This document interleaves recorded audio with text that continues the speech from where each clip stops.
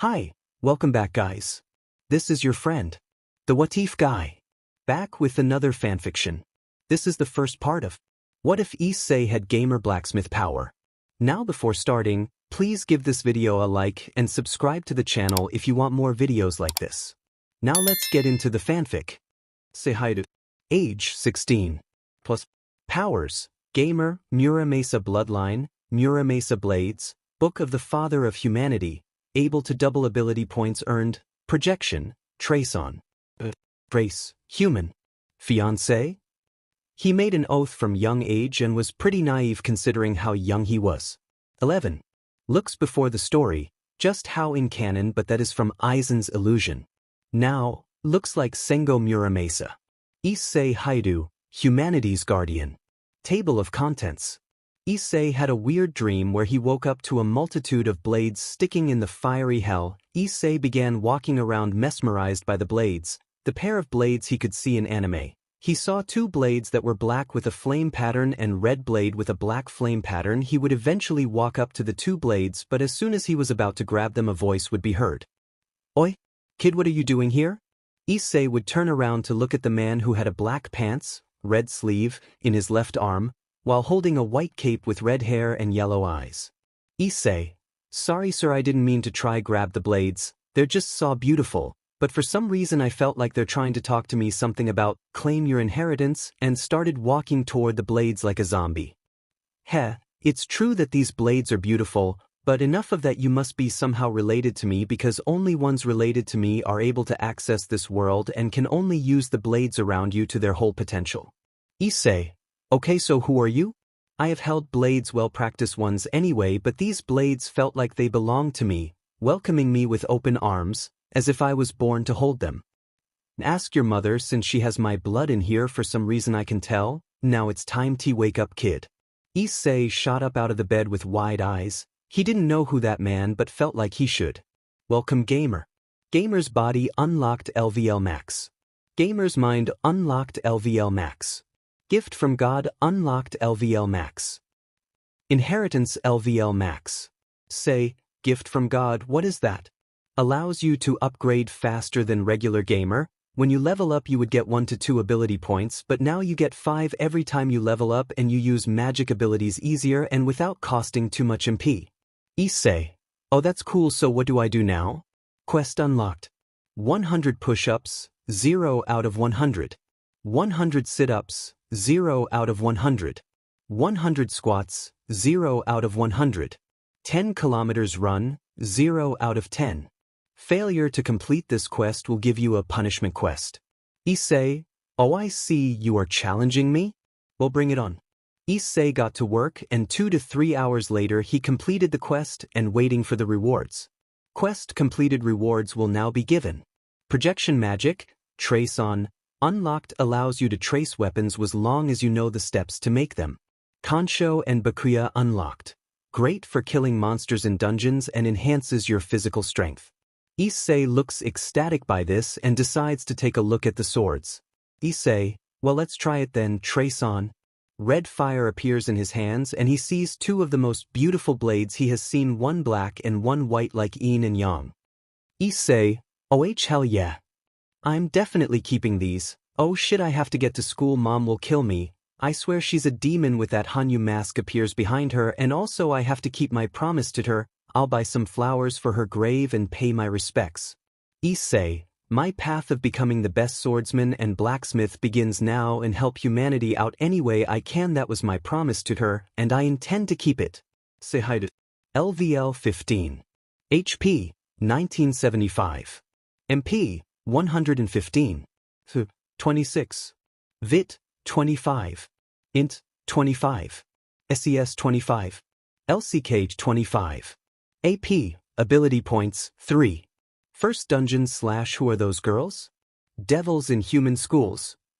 Issei finally arrived at Kuo Academy on time. Mind you, he usually doesn't arrive to school on time, but since he saw those swords he was excited, thus here we are. Issei saw two individuals, one with blue hair with red eyes.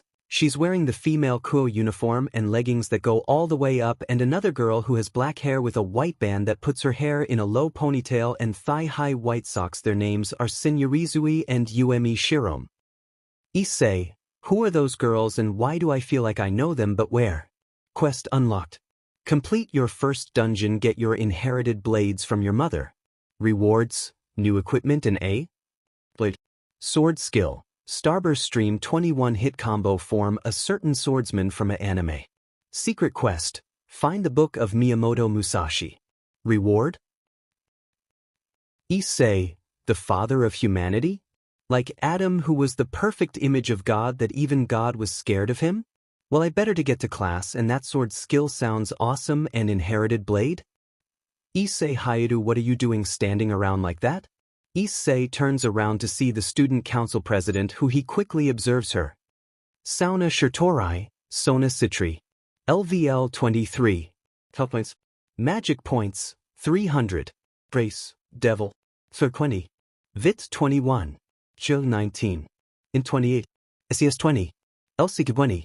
Issei was shocked by this. He has seen some weird stuff, but wait, why would she go to school that's for humans? Could this be a recruiting situation for their race and humans are just so happen to be here? Maybe that's why she and that other girl Rias Gremory were so popular and how they supposedly came from Europe, but he act dumb. He doesn't want them on his conscience.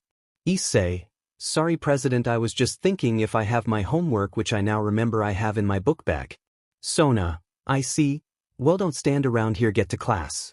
Issei walks off and enters the classroom, but for some reason can still feel her staring at him.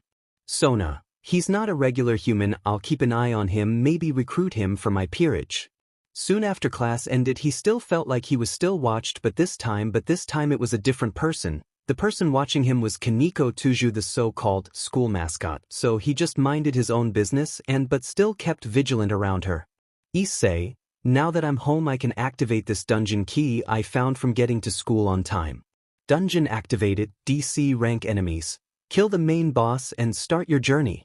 Issei was teleported to the dungeon in an instant, and for some reason the dungeon gave off a depressing feeling, but that did not matter to him as it was time to level up and show the world who Issei Hyoudou is.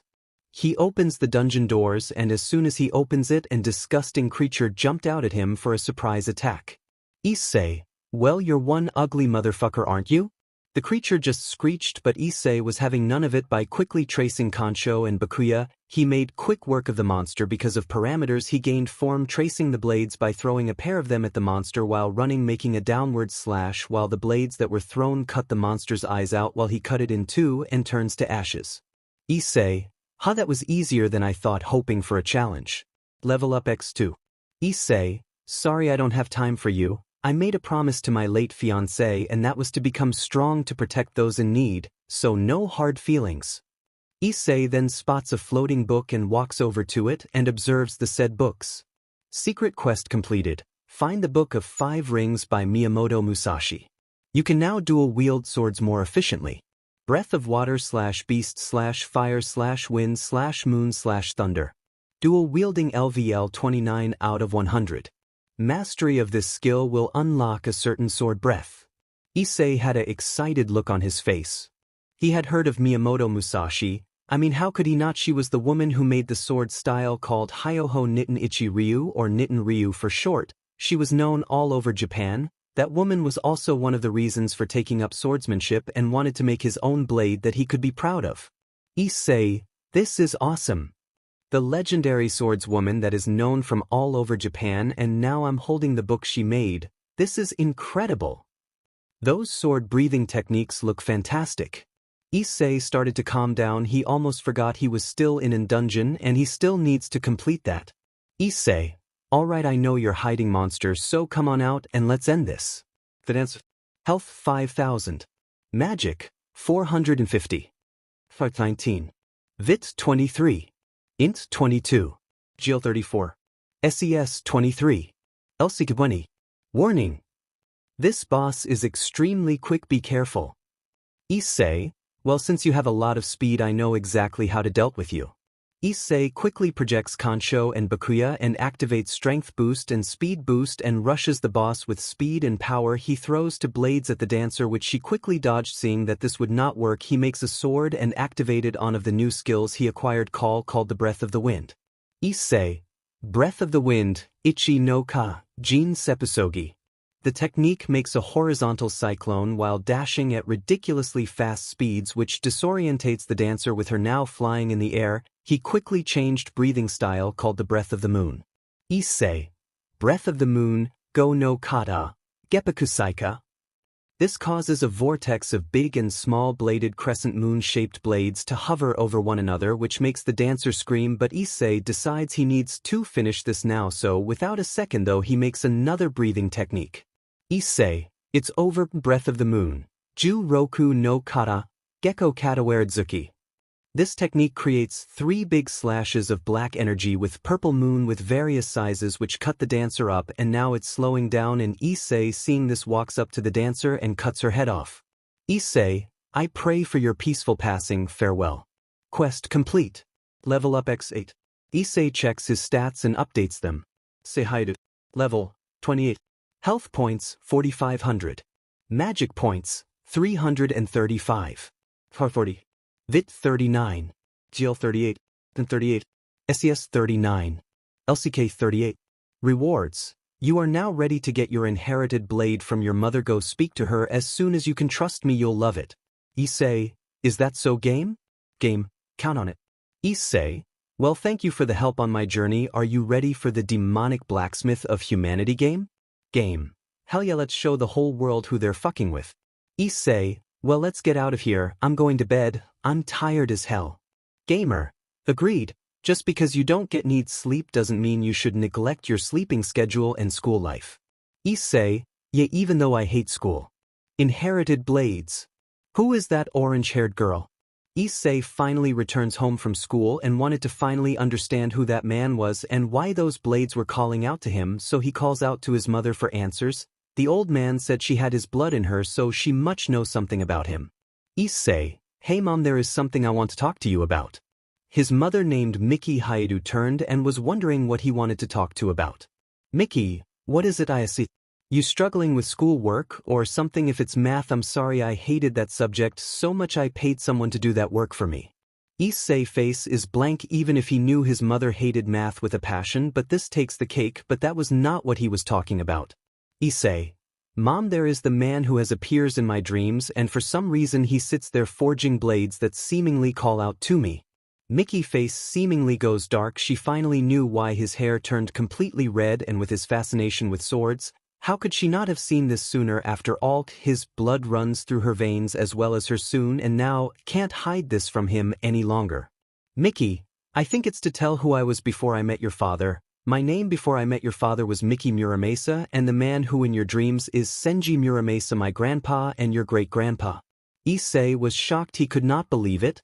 The demonic blacksmith that was regarded to being one of the greatest blacksmiths to ever live in Japan is his ancestor. Is that why the blades seemingly called out to him? I mean, it would make sense, because from what he heard from the legends, the blades were cursed, and the wielder would have unquenched thirst for blood as long as he or she holds a Muramasa blade. Issei, so we are descendants from the demonic blacksmith himself. Is that why those black-winged people came after us, specifically me when I was child? They wanted to use me to find our family's blades? Mickey was confused. How did he know about black-winged people, or fallen angels to be precise? Mickey, how do you know about that? Issei, because there are a few devils who go to my school and has been watching me like a hawk since I got there. Mickey was mad at this. Why couldn't those people fuck off? They knew they were the only two in the world who could hold Muramasa blades without going insane. Why should they be hunted down just because they crave power? Mickey sad face, fuck that. I'm tired of those bastards ruining our lives. It's time to show them why the Muramasa blades were feared in the first place. Issei, I'm going to give you my 2 blades that I've forged 8 years ago. Issei looked confused. His mom used to make blades and was also targeted by other people because of it. This angered him. His mom was just living her life. Do they not have the common sense to leave people out of their affairs? Issei, okay mom, so these are Muramasa blades, I assume? His mother nodded her head and beckoned him to follow her to the basement. She kept hidden from him, not wanting to involve him in the supernatural, but that plan seemingly failed. They finally reached their destination and seized the forging technique in the blades that he saw in the fiery landscape where his great-grandpa was located. Mickey, these blades are called Shunsui and Enma. Don't touch them yet because I have to unlock your Muramasa bloodline. Issei was then approached by his mother, who said some words that seemingly just connect with him, as if he awakened a new power in a way he did. Mickey, essence, unravel, perfected ideals, converge, forging techniques, bind, I give you my Shunsui and Enma. Quest completed. You now have Muramasa blades and can use them at their full potential, and also can now use the blades in the dreams you've had. Shusui Muramasa blade. TR plus 30. AGL plus 25. VIT plus 25. IN plus 25. LCK plus 30.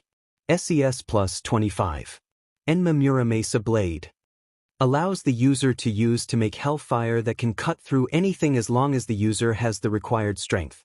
STR plus 25. VIT plus 25. AGL plus 25. INT plus 25. SES plus 25. LCK plus 30. Dungeon unlocked. C rank enemies. Issei was absolutely astounded by this. Was significantly boost his stats. He thanked his mother and got ready for his next dungeon, but before he could, saw a orange-haired girl was practicing some kind of electricity magic. Nami. Level 47. HP 7650. MP 2565. Level 70.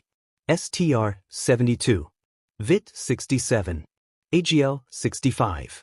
INT 75. SES 68. LCK 68. Abilities: Goro Goro no Mi. Observation Haki. Armament Haki. Conqueror's Haki. Weapon: Staff of Eneru, a self-proclaimed god who was defeated by the Pirate King. Issei, excuse me? What are you doing out here in the middle of the night? Nami, I could ask you the same thing. Ain't you supposed to be still in school, kid? Say, yeah, but I've come to realize if I want to protect something precious, my mother, since my father protected us from bank robbers and fell into a coma, the bullet just barely missed his brain, and I can't let that happen again. I have to get stronger just like you, miss? Nami, don't call me miss. Just call me Nami and take care of your father. You don't want to lose him in your early stages of your life. It's the most painful thing in the world to lose a loved one, and I'm sorry for what happened to your father. Issei, no worries, you didn't do it. Hey, if you want you can hang out with me and meet my mom, since I believe you two would get along just fine by the way you both carry yourselves. Nami, I'd like that, kid. What's your name? Issei, Hyoudou. It's nice to meet you, Nami. Nami, it's nice to meet you too, Issei Hyoudou. Lucifer has a son. Meeting Riser Phoenix / arranged marriage? Issei, I finally got some good equipment after maxing out my trace on skill, and I have to say I look pretty badass with this future-like equipment. I mean, I have never seen this type of equipment, so I assume we never discover it yet, but I'm not complaining.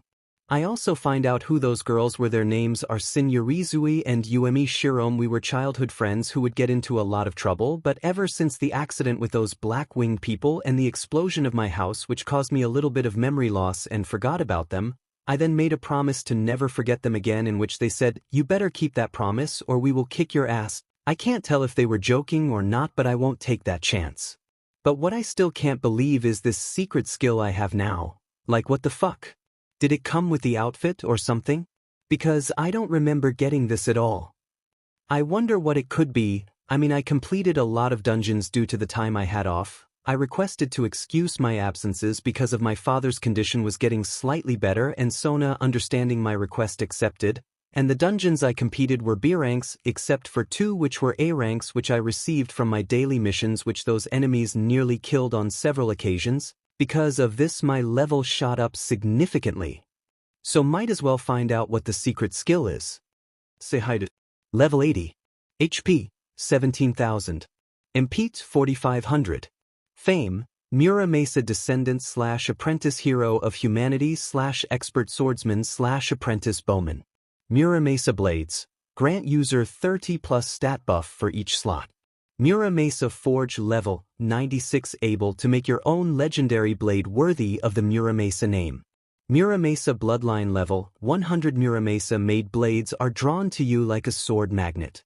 Bao mastery level 29. 25% more damage to supernatural beings. 100% faster trace on ability, able to trace the weapon instantly. 75% more damage when using sword. 25% noble phantasms / swords shot from Bao. Muverse Shiro outfit, trace noble phantasms easier.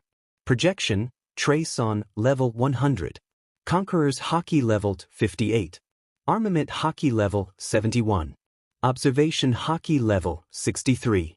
Breath of water / thunder / fire / moon / wind allows you to use these 5 breath style with a Muramasa blade level 65. For 119. Vit 117. AGL 116.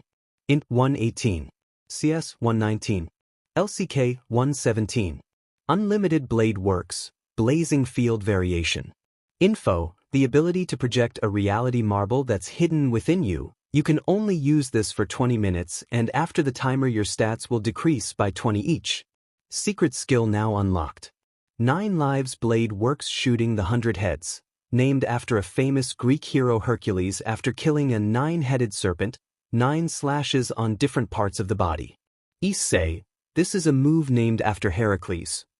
The one where he killed a 9-headed serpent on his journey to compete 12 labors for the gods. This is amazing. I better study this move before I use it. Can't be activating a move if I don't know how to use fully. Issei should also thank Nami for training him as well, because he wouldn't have known about this haki, so he will buy her something nice when he gets the chance. Issei was walking towards his next dungeon, but he saw a red-haired kid with red eyes. But why was he just standing at the Occult Research Club door? He decided to observe his stats and see who this kid was. Millikas Gremory. Age 9. Level 12. Famed Lucifer's son. Issei was shocked Lucifer had a son? Lucifer? The Dark Messiah? Isn't Lucifer supposed to be ruthless? Well, he has certainly learned something new, but why is Lucifer's son such a low level? You would think he would be in the hundreds, but no, he was so wrong. I can't be the only one who thinks that Millikas not training is a complete waste of an opportunity. Issei, hey kid, what are you doing here? Don't you see it's dangerous standing outside like this? Some weirdo could have snatched you up. Millikas turns around to see a cool-looking gentleman and was wondering maybe he could get his aunt out of this messed-up situation. Millikas, oh good evening sir, I was just visiting my Aunt Rias Gremory, but there is another person talking to her right now, so I decided to wait. Issei was shocked. Auntie? But that doesn't matter right now, he wants to know what's happening in ORC. Millikas, my aunt is in the room right with a man named Riser Phoenix and is discussing an arranged marriage. Issei would understand the situation now, and he truly believed everybody should love who they love. Arranged marriages suck. Issei, fine, I'll go see what's up then and try to understand the situation and maybe stop this foolishness. Issei walks up to the door and immediately sees a red-haired girl and a blonde-haired man arguing with each other. Issei, what the hell did I just walk into? Rias Gremory. Level 25. HP 3700. MP 450. SARC 27. VIT 24. AGL 22. INT 21. SES 23. LCK 22. Riser Phoenix. Level 45. SAR 39. VIT 44. GL 35. INT 34. SES 36. LCK 35. Riser, who is this Rias? And what is he doing here? Rias, Issei? What are you doing here? Issei, I've come to end this farce about the arranged marriage. Why the hell would your parents agree to this foolishness? I know both you don't want this to happen, and your nephew told me about the situation. Riser and Rias were both shocked by this. It's true that they don't want this marriage to happen, but the Devil Council said it's already been decided and they had no choice. Issei, how about this? Riser, since you both don't want this marriage to happen, teleport me to the underworld and let me talk to your leader. Riser agrees to this but was a bit skeptical about this human. What in it for him, but that can wait later. He wants to be able to marry who Teach wants to marry. Issei, oh, and tell Millikas' parents that he was of the ORC wanting to hang out with you, Rias. Issei, well, I guess I better head home. Call me when they're ready to talk, and if they have problem with my offer I'll handle them. Issei vs Zephador/Yagaki Sword of Senji. Issei was approached by two people, and what made this unbelievable is that one of these two people were Surzex Lucifer and his wife Graphia Lucifuge. He could feel the power rolling off the current Lucifer like holy shit, it was like a ocean of destruction. Even though Surzex wasn't flexing his power, he could tell the power was just his base form. Surzex Lucifer. Level 800, true form hidden. Fame. Crimson Devil of Destruction / Leader of the Underworld / 7th ranked in top 10 strongest beings. HP 200, 500. MP 144, 250. SAR 1113. VIT 1112. AGL 1114. SES 1115. LCK 1112. Issei was in shock. This guy was a terror to behold if he was to get on his bad side, but since he didn't hate all devils or any other supernatural beings, just the one who messed with his family, so he did not want this guy to be on his conscience. Oh hell no. He would be crushed like someone crushing a walnut with their boot. And top 10 strongest beings, what the hell is that? Surzex. Issei Hyoudou, it's nice to meet you and thank you for taking care of my son. You have my gratitude. We were searching the whole underworld looking for him, but I must ask, why are you opposed to the marriage between my sister and Riser Phoenix? Issei. No problem, your son was a nice kid. I can tell he will be someone like if he trained hard enough, but the reason why I'm opposed to this, it's because it's nonsense. It doesn't matter if they're trying to repopulate the devils, but ruining people's lives by making people have an arranged marriage is foolish, and my mother also had an arranged marriage, but she beat the person in a duel, and that's why I'm opposed to it. Surzex was happy. He could see that Issei was a man with a strong will that will not bend the knee because if someone told him to do something that he more than likely wouldn't do, and now he knows what Issei is like. Graphia can also be seen smiling by the courage and heart of Issei. Surzex, I appreciate you doing this for my sister. You have my thanks. Issei Hyoudou, you will be fighting a devil named Zephador. He is arrogant, who looks down on a lot of people, so he will most likely insult you for being human. Are you ready? Issei. I'm ready. He better put up or shut up. I'll show him the power of humanity and why we have so much potential to be great. Surzex approaches Issei and puts his hand on his shoulder and teleports to a place that looks very extravagant and sees Rias and her peerage, Sona and her peerage, Riser and Zephador. Zephador. So you must be the human that wants to end this marriage. Do you honestly believe you can beat? Issei grabs the arrogant devil face and throws him to the arena. Issei, I had enough running your motherfucking mouth already. Either you put up or shut up. Zephador was seething in rage. How dare this human grab him? He will flay this human's bones. Surzex, enough. Zephador, you will fight this man named Issei Hyoudou for the freedom of Rias Gremory and Riser Phoenix. Do you have a problem with this? DCM, Devil Council members, what? Lord Lucifer, this for the benefit of the underworld. Why should it? Because of this dumbass human with an hero complex. He should be killed right now. But before he could finish the rest of his sentence, Issei activates his Conquer's Hockey, which covers the whole underworld, alerts the other supernatural beings with the killing intent they felt. Issei, you shut the hell up, you ignorant old prune. No one will remember you if I killed you right now. Let the adults talk while sit there like a useless speck of dust. You, or do I make myself clear, clown? The man didn't answer. But who is this human? Where did he come from? And he could make an excellent peerage member. Zephador, who was heavily sweating that pressure coming from a human. How the hell was that possible? Zephador, no, Lord Lucifer, I'll show this human who he's dealing with. He answers while still shivering. Surzex, Issei, are you ready? Issei, yeah, let's do this. They both teleported to the middle of an arena and activated their magic and rushes towards each other, and Issei activates his observation hockey and easily dodges him, and Zephador completely misses him. He goes on to throw hands, but Issei just dodges him and trips him, where Zephador easily recovers and goes in the air to throw a green energy spear and throws it at Issei, who just bats it away and just looks at him with bored eyes. Issei, is that your best? I thought you were going to show me who I'm dealing with? Or are you just talking out of your ass? Zephador, you insignificant human, I will make you scream out for your mother. But before he could do that, he was cut off by a sword that cuts his cheek. He then saw Issei with a bow in his hands and some type of drill-like sword. Issei pulls back the string. Issei, my core is twisted in madness, Khalid Balg. Zephador looked up and saw a big blue spiral of energy zooms straight toward right him and screams in rage and horror. Issei, I missed. I was aiming for your head, but I haven't shown you anything special yet? You ready to quit? Zephador, who was missing an arm, dyed red from the blood vessels, popped from seething in rage. How dare this human mess him up like this, and talking shit, he will pay for this. Zephador, I'm going to kill you, do you hear me, you little shit? Issei, so you still won't quit? I suppose I should show you my sword that I inherited from. But first I'll show you all my world. Everybody who was watching this was in shock. How can this human mess up a devil like this? He should be nothing but paste, and he's just playing with that. And what did he mean by show them his world? Surzex couldn't believe this. Issei Hyoudou is a prodigy in the making. He will definitely see if he can help keep an eye out for people who were opposed to the peace treaty the faction were trying to get done. He believed he could do that judging by the amount of talent he has. Issei then says these words that seemingly make the arena heat up. And where is the blistering heat coming from? I am the bone of my sword. Steel is my body and fire is my blood. I have forged over 1,000 blades. Unknown to death nor known to life.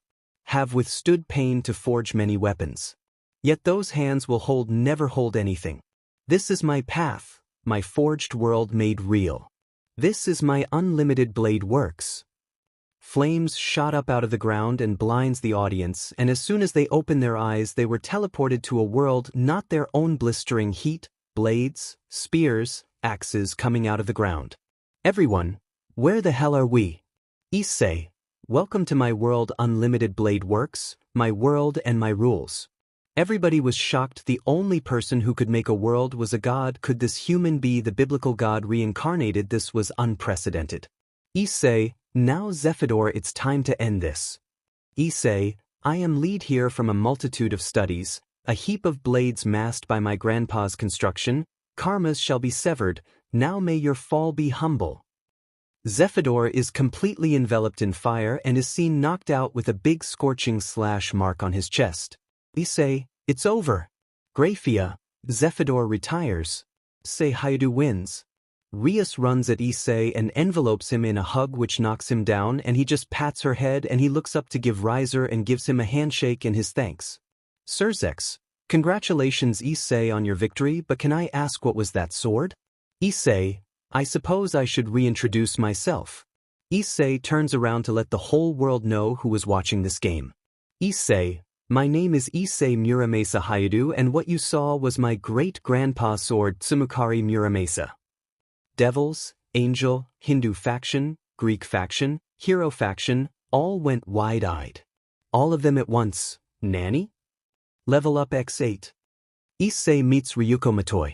Issei, after returning from the underworld after announcing the whole world who he was, decided to train some more. Surzex told him that the Devil Council want to harm his family. However, Surzex killed the ones who suggested it. This was because he freed his sister from the marriage and making sure his son was safe and considers him a friend. Issei also believes he could be friends with him, and they got drunk as hell. He could visit him or the Gremory clan and Phoenix clan to hang out. He agreed. Said if he needs help he will come, but just don't use him like a pawn, which he agreed to this after earning respect from a lot of devils when they saw the fight and for some reason look at him full of lust, which he did not understand why. But that doesn't matter, Surzex told him. Say hi to Level 88. H-Peach 17,500. M-Peach 6,500. STR 143. VIT 142. AGL 145. INT 141. SES 141. LCK 142. Quest completed. End the arranged marriage / fulfill Milikaz's request. New skill unlocked. Starburst stream level 1. Info. 21 hit combo from a certain black swordsman that does a great deal of damage. Effects. 100% agility boost, 100% power boost. Dark repulsor and elucidate. Effects. Increases Starburst stream skill proficiency, power, when equipped by you. Issei was jumping up and down in his mind when he saw the skill and those effects. He could definitely use this skill for the future. This skill most likely for a big enemy that has a lot of health. Definitely need to try this skill later for sure, and those swords are a fine addition to his collection. Issei, well, I might as well get to the dungeon now, no use standing around here. Issei was getting ready to go to the dungeon, but something caught his eye. It was a girl who was just sitting there eating Pocky sticks. Ryuko Matoi. Fame, 2nd Herisher of Lightning / daughter of Raiden, May the 1st Herisher of Lightning. Level 250. HP 49 200. MPs 35 500. 404. Vit 405. GL 403. and 405. CS 405. LCG 405. Abilities. Lightning Blades / Chidori, Kirin, Lightning Abilities in General / Breath of Thunder Level 100. Herisher of Lightning Form. Weapon. Her mother is also ranked 7th in the top 10 strongest beings. Issei sad face. It's clear to me now that even if I'm strong, I'm still an ant in comparison to other beings, but she is a Herisher of Lightning. What the hell is that? And the second one at that, her mother is also one. I better not make them both of them mad or I can kiss my ass goodbye. And I mean, why would I try to do that anyway? I mean, her mother is 9th ranked in the top 10 strongest beings. Better check my P's and Q's. Issei, hello? What are you doing here this late at night? Ryuko looks up from whatever she was doing and sees Issei in front of him. She can tell he was different from the other guys that tried to talk to her. Most of them just hit on her, and she threatens to snap their wrist if they don't leave her alone. Ryuko, what does it look like? I'm enjoying my Pocky sticks. Issei should have known better to ask such a dumb question, but he had to make conversation somehow. Issei, you wouldn't happen to know where I can buy some of those Pocky sticks, would you? Haven't had some of those in a minute. Ryuko looks happy. Finally someone can appreciate Pocky sticks like her. Ryuko, yeah, it's over there in that gas station. Ryuko point towards the gas station named Synergize. Issei, thank you so much. And be careful, a lot of weirdos are out at night, you know, they would take advantage of someone as beautiful as you. Ryuko blushes. Who does this guy think he is calling her? That she might as well get his name while she can. Ryuko, hey, what's your name? I can tell you're good company. Issei turns around and answers her question. Issei, it's Issei Hyoudou. It's a pleasure to meet you. Ryuko Matoi, don't forget it or I'll kick your teeth in. Issei turns around and says, Issei, I won't be able to forget someone as beautiful as you, so you don't have to worry about that. Ryuko blushes harder. Why did he have such a nice smile that's seemingly brighter than the street light? She whispers to herself, you better not, Baka. You say something. Ryuko, no, nothing. I gotta go by. Ryuko teleports away. Issei, I can tell that she will be pleasant to hang out with. Well, I better train and get stronger and hopefully kill him. I will not let people suffer for your foolishness. I'll make you pay for killing Yoko. Issei, Kokobile, your free membership of life is about to be expired. Breath of Flames / Mysterious Girl in Black. Issei Harem, Charlotte Corday, Fgo, Jalter, DXD, Gabriel, Ryuko, Kill La Kill, Raiden Mei, Honkai Impact 3rd, Artemis, Fgo, Atlanta, Fgo, Parvati, Fgo, Valkyrie Trio, Fgo, DXD, Fgo, New Jersey, Azalane, you'll see her name later. Anyway, let's get on with the story. Issei decided to go to his next dungeon after meeting Ryuko. He also found something spectacular after finishing the second boss. There was one more to go anyway, so he might as well take a break. Equipment received. Divine Gloves, the ability to turn anything into a weapon that is capable to harm a god. Issei was just ecstatic. He finally has a weapon that can harm a god. Judging by the supernatural beings' experiences, they are very arrogant and will try to mess with him. That can give him some advantage, but it most likely won't be enough. Issei, alright, it's time for the last boss. Who knows, maybe I can get something to create my own sword. Issei pushes open the doors and sees a decaying dragon with no wings that seemingly came off the dragon due to it being decayed. Igor the Dragon of Cocytus. Level 96. HP 22 235. MP Nate 505. STR 153. VIT 144. AGL 155. INT 143. SES 141. LCK 142. Warning. Watch out for the ice breathe will cause serious damage and freeze you for 20 seconds. Issei, well, let's get started, shall we? Igor seemingly roars in agreement and charges at him, but Issei projects Kancho and Bakuya and throws them at his white eyes, which Igor dodges, but Issei activates his flame breathing ready to strike him down. Issei, flame breathing, Sen no Ka, Kien Banjo. Issei brings his blade down a powerful flaming arc which makes the dragon scream and recovers quickly and roars a vortex of poison, but Issei creates a shield called Issei, Rhos, the 7 rings that cover the burning heavens. Issei creates a purple flower-like shield which blocks the ice vortex, but that doesn't mean the vortex wasn't strong. It went through 2 of the shields. As soon as the attack was done, the dragon started to fly to the platform. Issei projects a black bow and creates a noble phantasm. Issei, where do you think you're going? Issei projects a black projectile and activates Hawkeye, which is basically a Deadeye skill for a bow user. He is covered in blue electricity-like energy. Issei, it's too late to run now. It's got your scent. Go, Hound of the Red Plains. Grunting. A red surge of energy is shot forward. The dragon tried to fly away from the projectile, but it was futile and takes the dragon down, but surprisingly the dragon is still alive. Issei, impressive, you actually managed to survive, but it's over now. Say your prayers. Issei activates flame breathing again. Issei, extoric art flame breathing. Ku no kata, Rengoku. Issei conducts a high stance and rushes forward with such force it cracks the ground and unleashes a flame dragon which seemingly guides him to the ice dragon. The fire dragon hits the ice dragon head on, completely sets the ground on fire, making it look like a hellscape, and inside Issei cuts the head of Igor the ice dragon, but he also grabs the ice of the dragon's horn in quick succession. Level up X11. Say hi to Level 101. HP 27501. MP 11 303. SAR 202. VIT 204. GL 202. IN 203. TIS 203. LCG 204. Ice of Cocytus. Could be used to make your first sword. Issei, I can make my first sword now. Is that what you're saying, game? Game. Yes, you can make an awesome blade, Issei. Issei, then let's get to work. A girl in black sees Issei going to his house and is impressed by his performance. She was able to conceal her presence and snuck into the dungeon and watched. Gene Alter. Level 300. START 399. VIT 401. AGL 396. INT 400. SES 397. LCK 398. Jalter.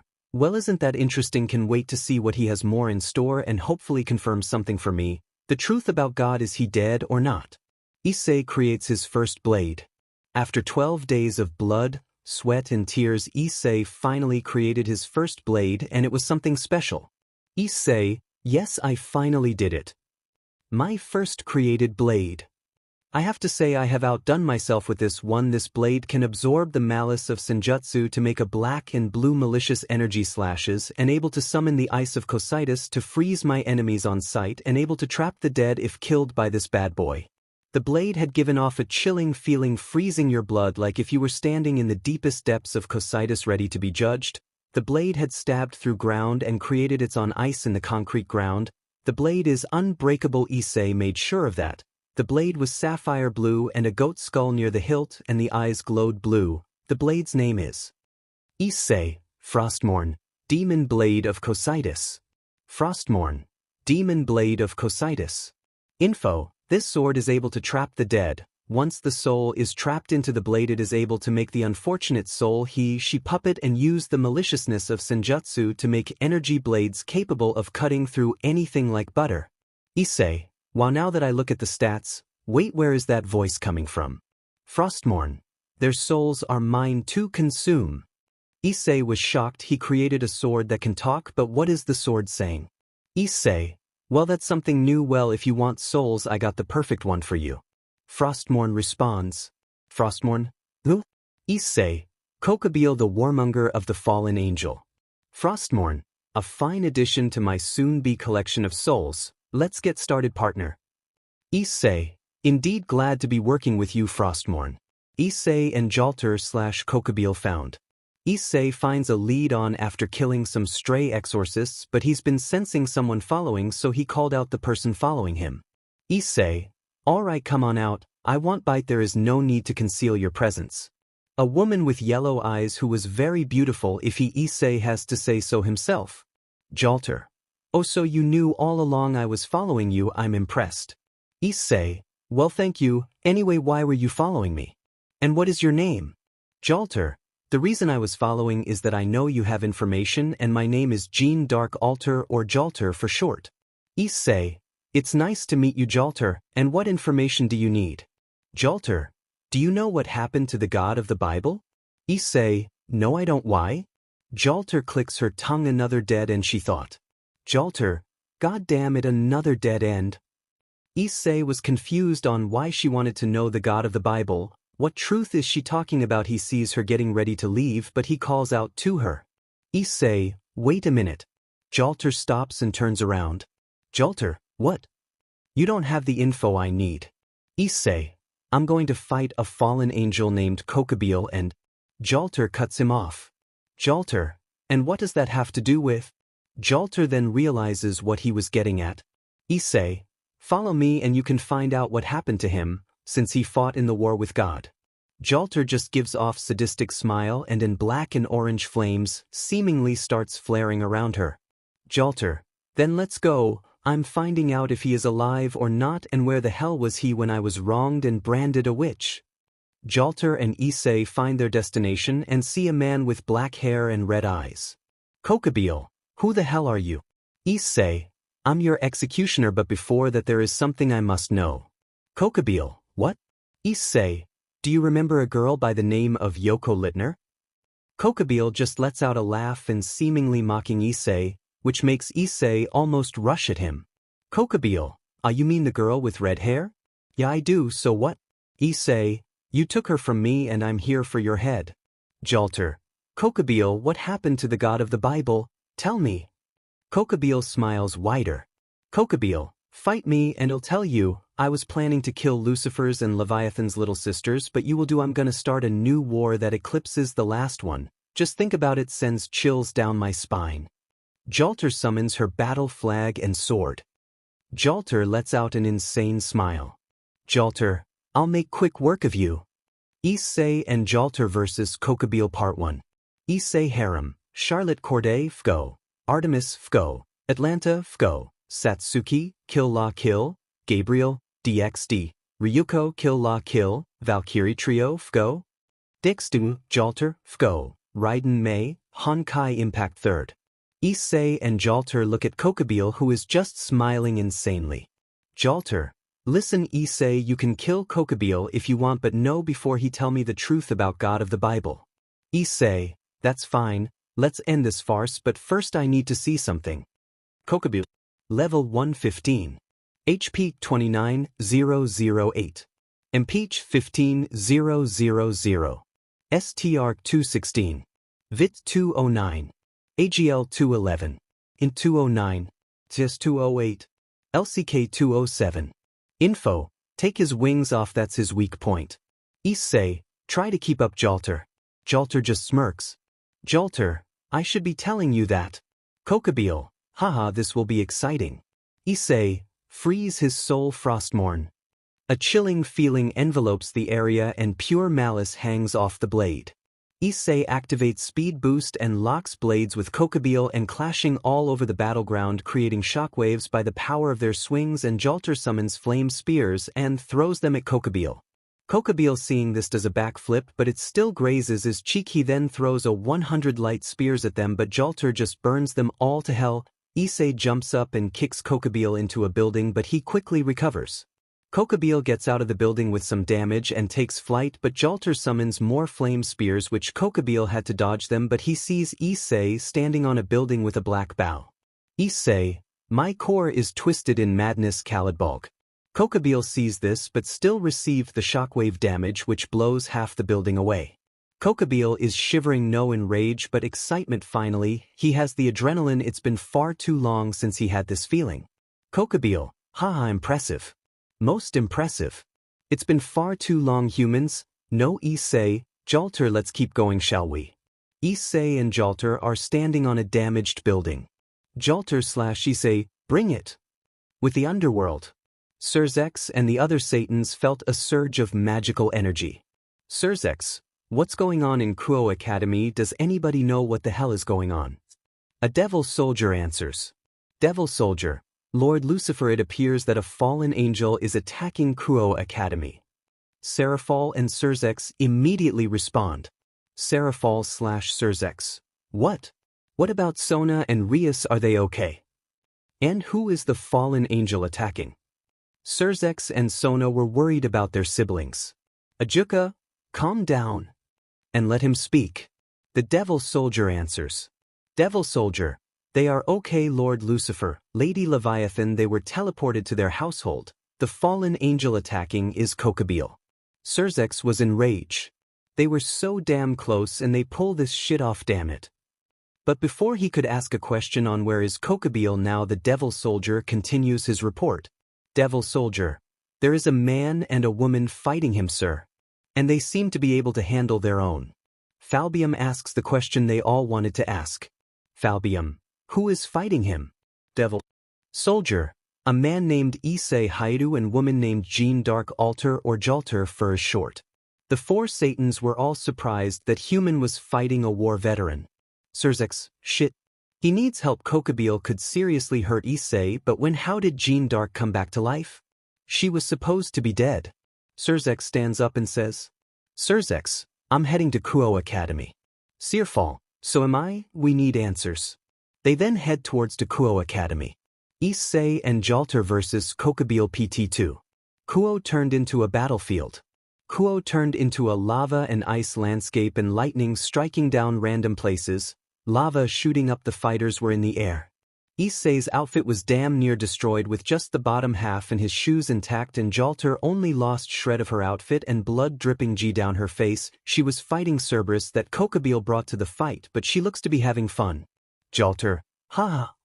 How entertaining, Kokabeel, you sure know how to provide some entertainment for me, but I'll end this dog right now. Jalter activates her noble phantasm. Jalter, la grandement du haine. Fire swarms the battlefield once more and bunch of spears pierces the three-headed, making it look like cruel crucifixion, making the dog howl one last time before turning to ash. Kokabeel, she sure is a terror to behold. I would have loved to have fought her in the Great War. Issei then uses Voland to make a shaped spears stand, kicks them forward Kokabeel, which he deflects with some difficulty. Issei, we took one of his wings but he still has 9 more. Screw it, I need to activate this skill, might hurt me in the future but I don't have a choice. Issei starts charging up his new skill. Kokabeel looks at Issei in interest. Kokabeel, oh so you still more left, go on then, show me more. Issei roars with a red energy surging around him and tells out. Issei, Kaioken. Kokabeel, yes yes. Show me your power. Issei Hyoudou.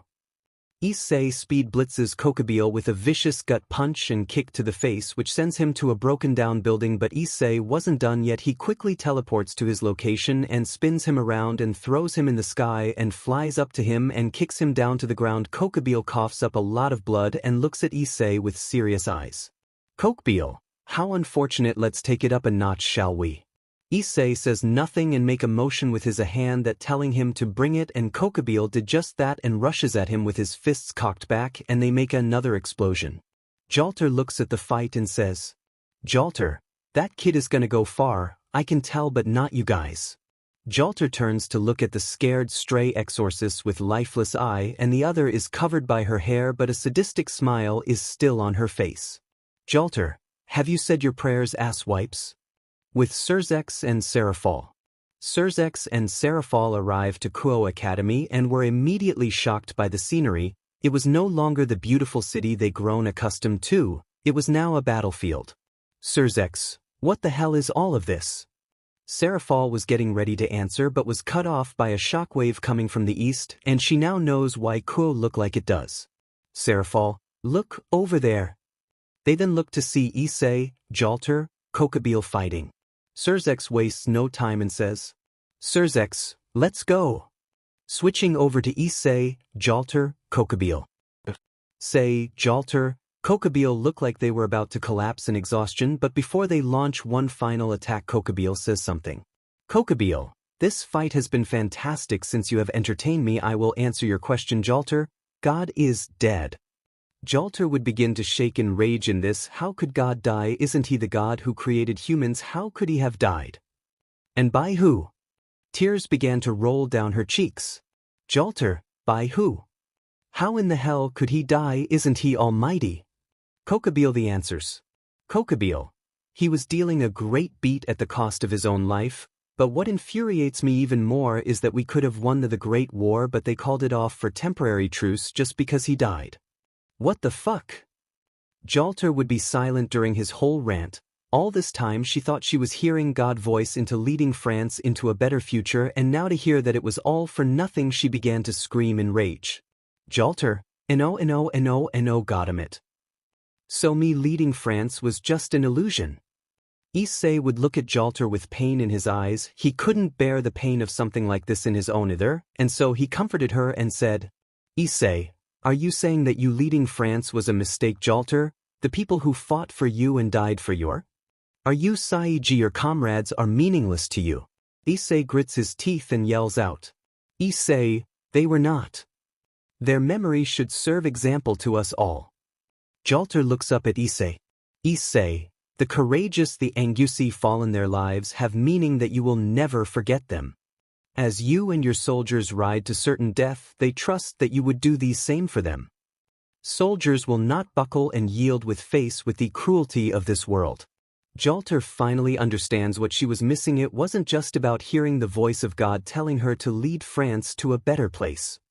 Issei, what are you waiting for? Jalter, get up and fight. Prove to them what you did was right all along. Jalter the gets up with fire surging around her, and all of her comrades were behind her, giving her the strength to keep pushing forward. Jalter, I will not buckle or yield just because God is dead, because my soldiers will push me forward. My soldiers will scream out with me. My soldiers give me strength. My soldiers rage. Jalter ignites the whole battlefield once more, with a softer smile on her face. Issei could only just smile, and Jalter smiled back at him.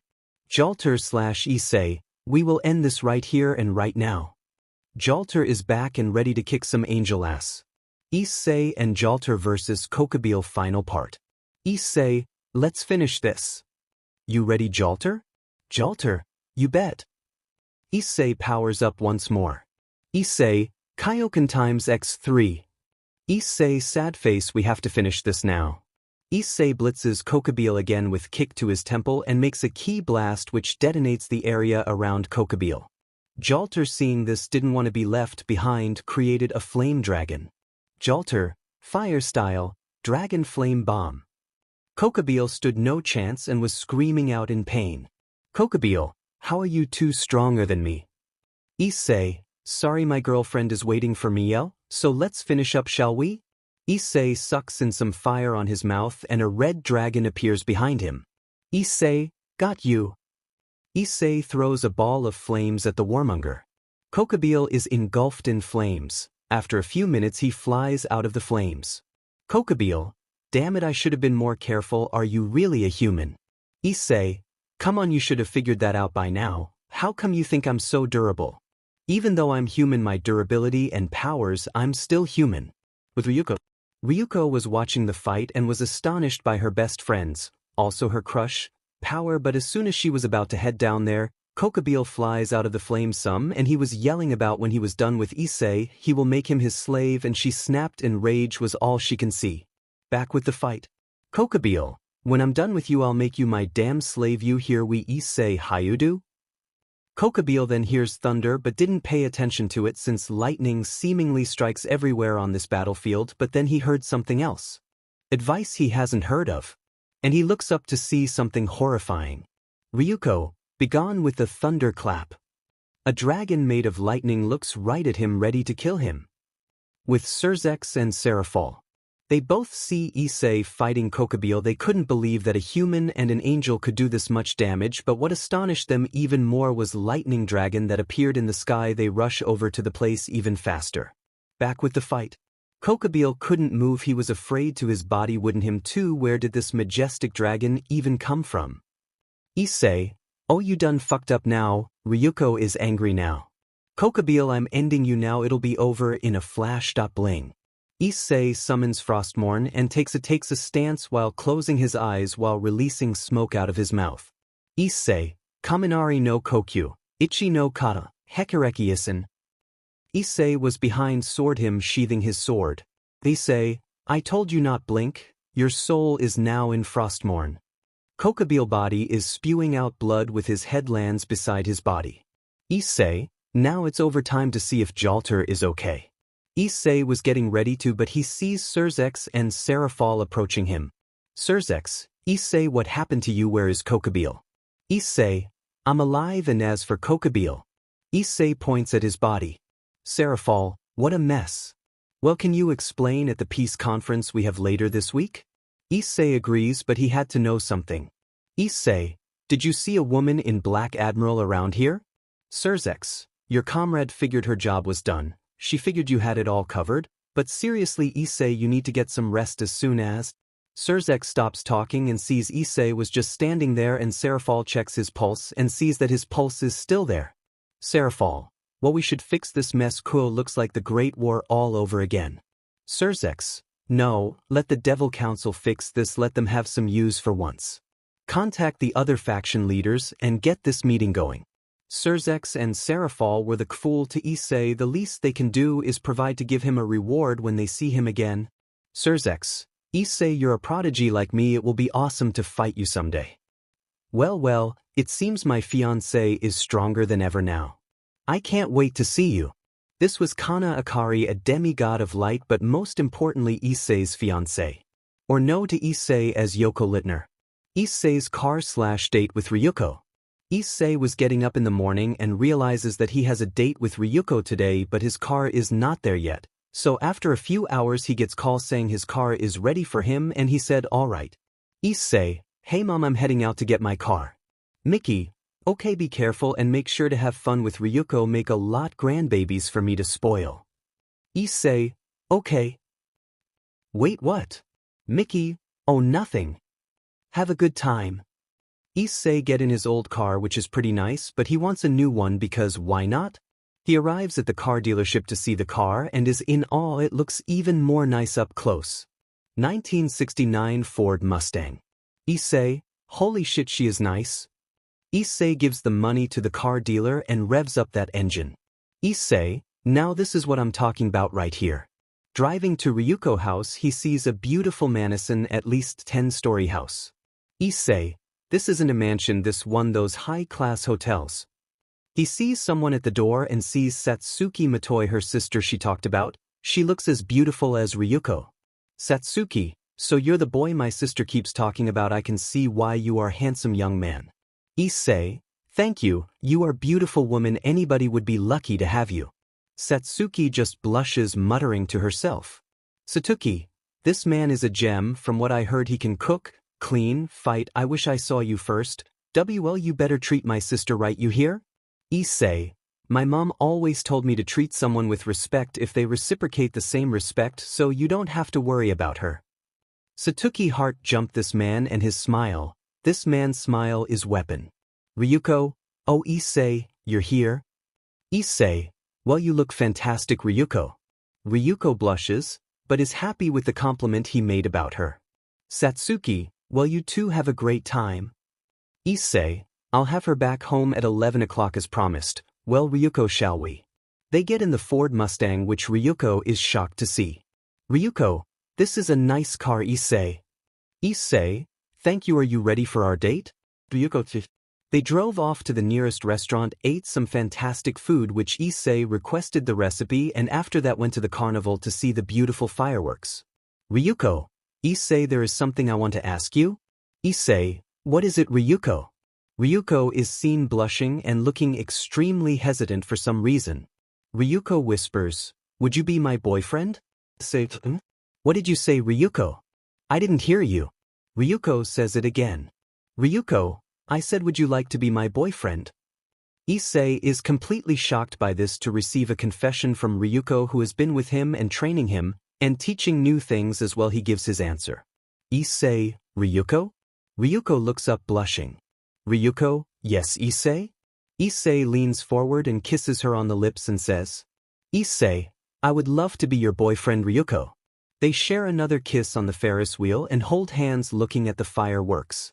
Issei, hey, Ryuko, you do know my life is full of supernatural thing, correct? Ryuko, it doesn't matter, I won't abandon my feeling just because you're involved with the supernatural. Issei smiles and kisses her again. Issei, them in a very lucky man to have you, but Hyoudou know that I have to restore my Muramasa bloodline, right? Ryuko leans forward and says, Ryuko, as long as you love us equally I don't have problem. Issei and Ryuko finally decide to head home. Satsuki, did you have a good time with your boyfriend? Ryuko responds. Ryuko, yes I did, and I know you like him too, I'm willing to share him, he said he wants to restore his bloodline and said he will love us equally.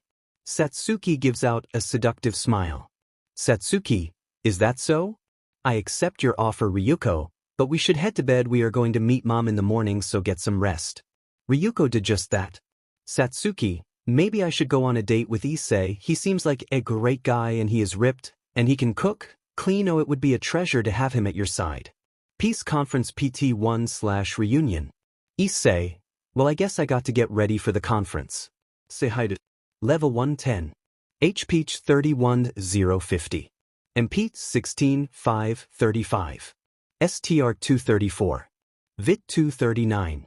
AGL 237. INT 236. SES 234.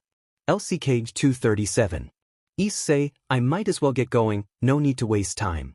Issei arrives at the school and sees something terrifying Serafal is wearing that should be burned immediately.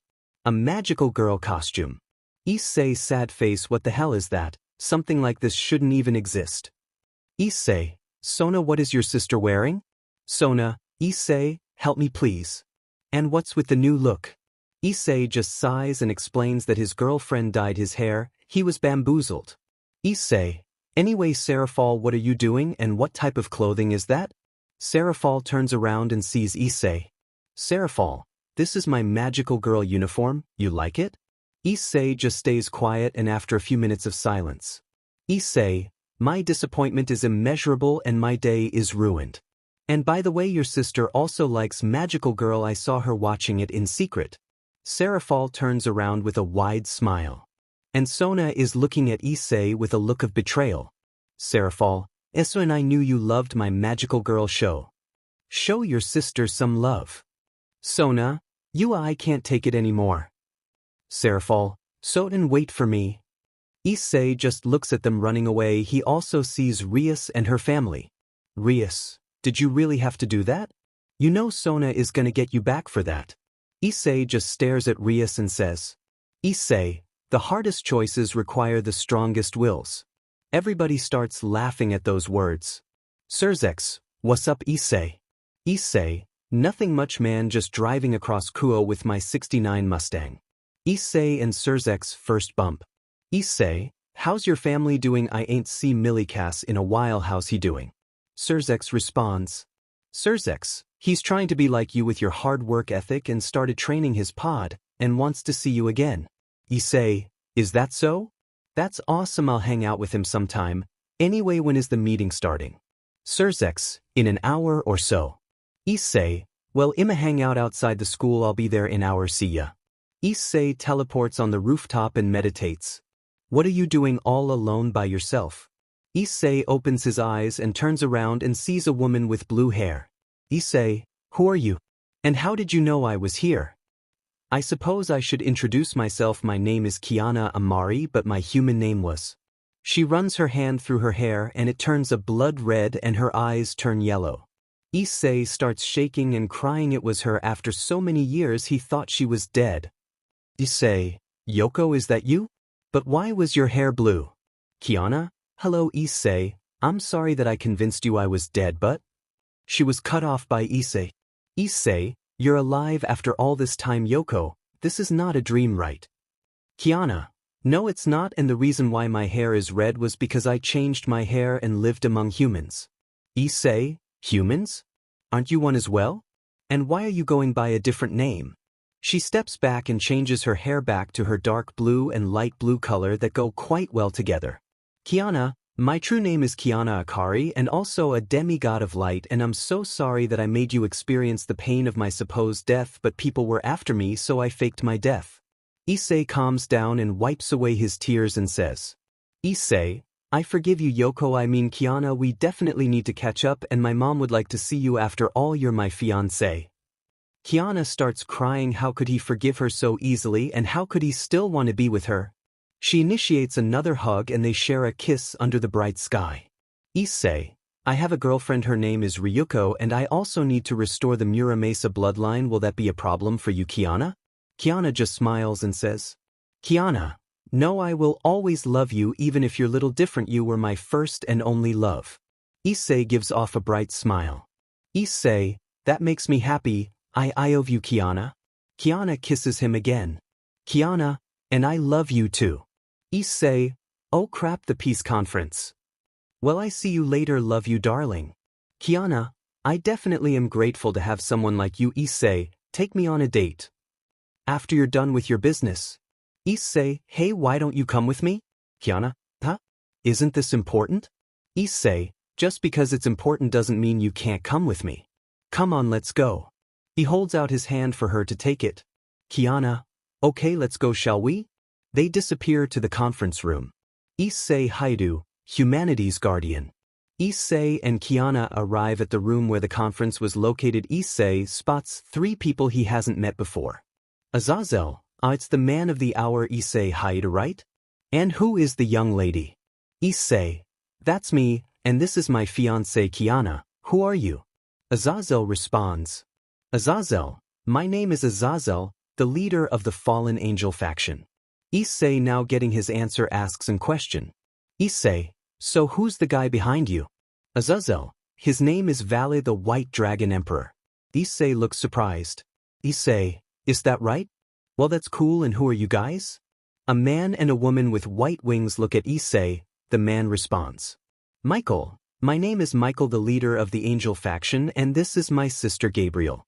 Issei would look at them both and tell that they wouldn't hurt a fly unless they truly have to, and the woman has a nice smile that gives off comfortable feeling. Issei, well, now that I'm here, let's get this meeting started, shall we? Valet, you took down Kokobio, you don't look like much. Issei, would you stare at him and say, Issei, my actions speak louder and my words, does yours do the same? Valet would look at Issei and humphed and looks away. Surzex, all right, let's get started. Issei, could you tell us what happened? Issei would go on to explain, saying that Kokobio wanted to create another great war and wanted to use his and Seraph's sisters as the catalyst. He and his comrade Jalter would stop them, and then they had found out some stunning information about the truth of God. Issei, we learned the truth about God dying in the Great War but didn't tell anybody about it. Michael and Gabriel were thankful for the consideration and said this. Michael, the reason why we kept the death of God a secret from others is that it would make people lose faith and we would have to reveal ourselves to the non-supernatural beings. Issei would understand the reasoning, but Azazel would ask him something. Azazel, how did you defeat Kokobio? I mean, aren't you human? Issei, I'm full human, don't underestimate us. Vale would ask a question. Vale, do you know where the Red Dragon Emperor is? Gabriel would also add on something. Gabriel, that's right, we have a system that tells us when a sacred gesture is awakened, but the boosted gear seemingly disappeared. Do you know where the sacred gear went? Issei, yes, I do know where the boosted gear is. Vale, where? Issei just gives off a smile. Issei, you are looking at him. The people in the conference room were shocked. Surzex, but that doesn't explain how it seemingly disappeared. Issei, Drake fused with me, that's where my dragon blood came from. Vale would get excited and another voice would be heard. Albion, so you fused with Drake, how? Issei would go on to explain that when he was a child, a group of rogue fallen angels attacked him for his Muramasa blades, and because he was nearly dying he made a deal with him. Issei, so technically Drake could be considered free but not at the same time. But he only gave me his powers and durability. Azazel, now are we ready to sign the peace treaty? We've all been saying for this, am I right? Surzex, Seraphal, Michael respond. But before they could sign the treaty, a voice could be heard. I object this so-called peace treaty.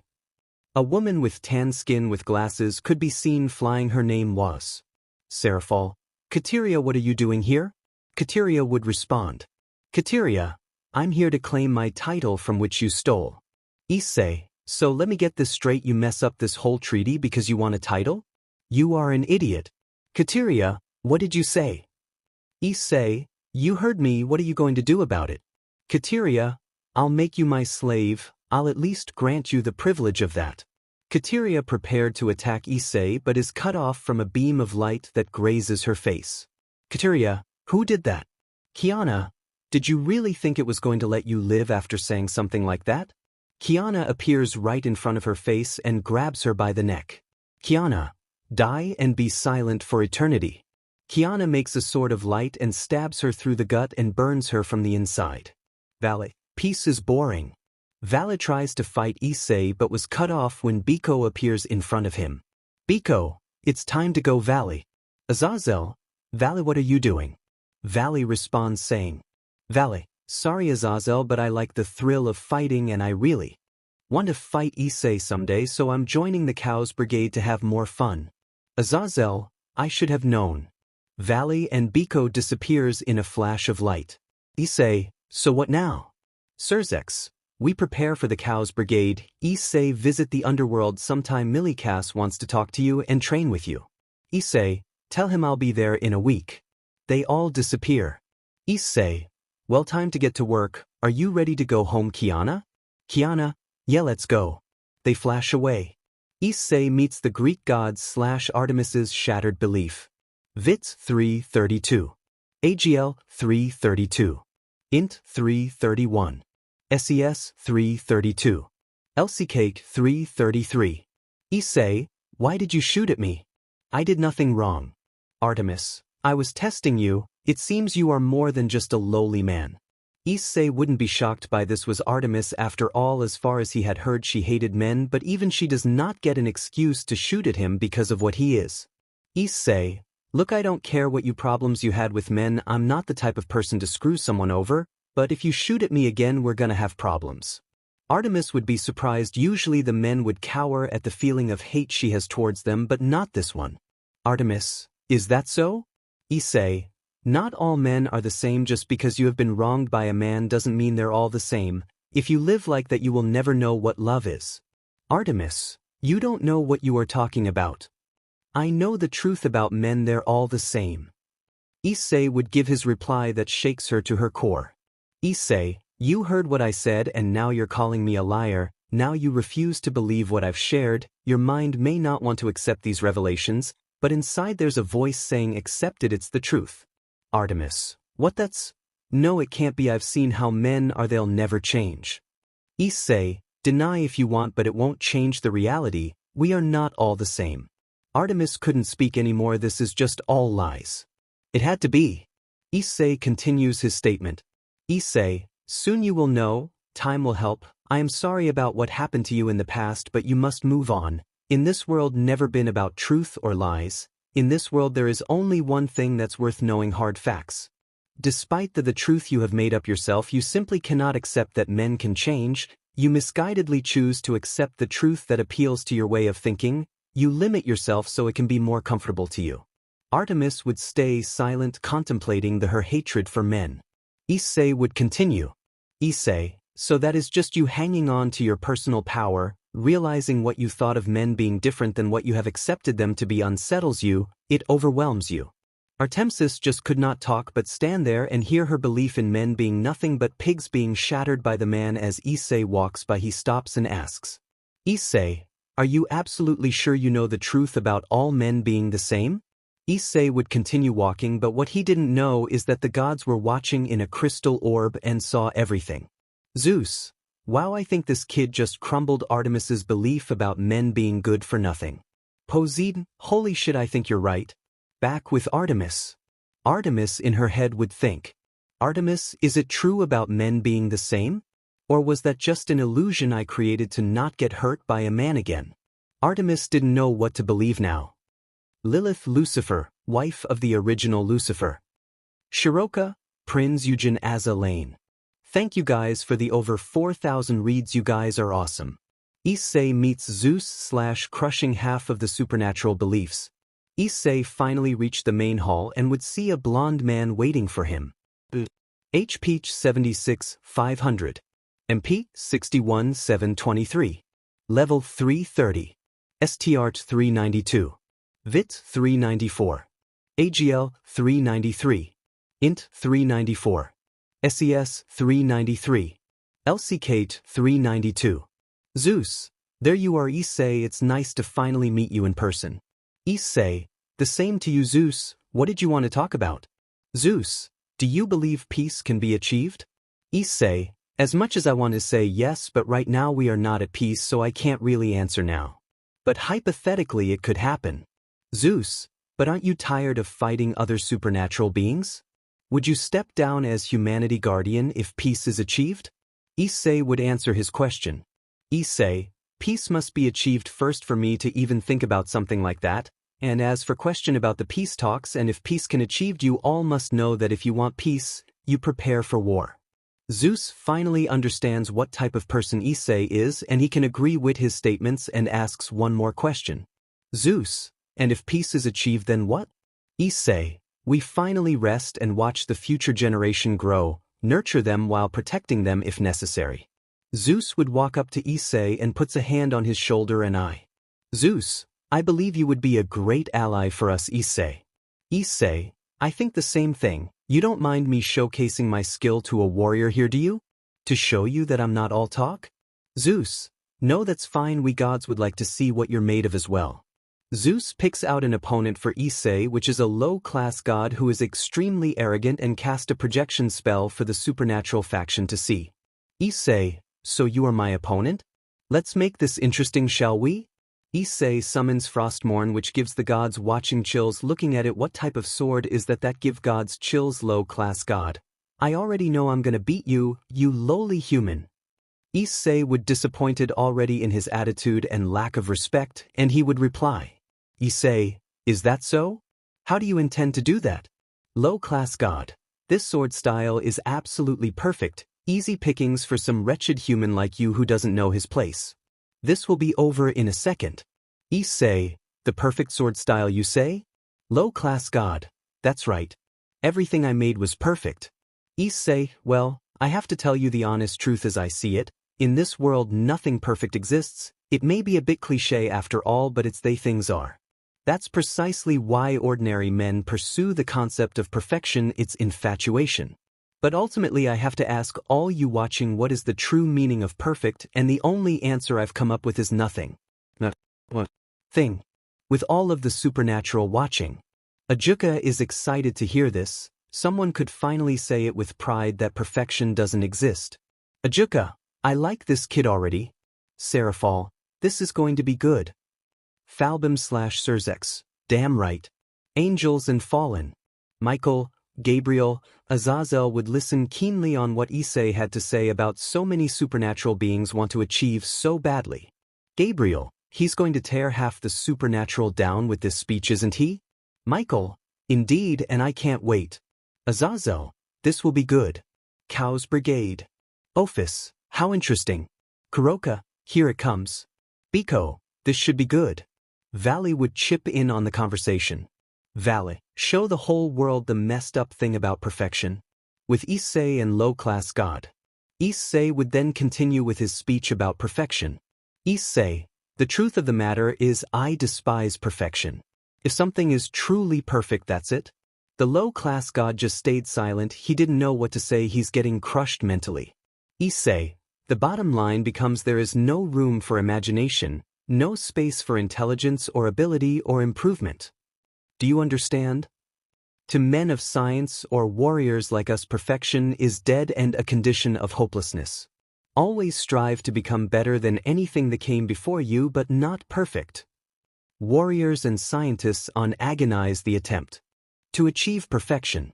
That's just the type of creatures we are. We take joy in trying to exceed our grasp and trying to reach for something in the end we all have to admit may in fact be unreachable. In other words, you may think that you and I on the same level, but you are wrong. The moment you preached about perfection, you embraced an impossible concept and you already lost to me. Issei would activate his thunder breathing skill and end this. Issei, Kaminari no Kokyu, Ichi no kata hikari iisen.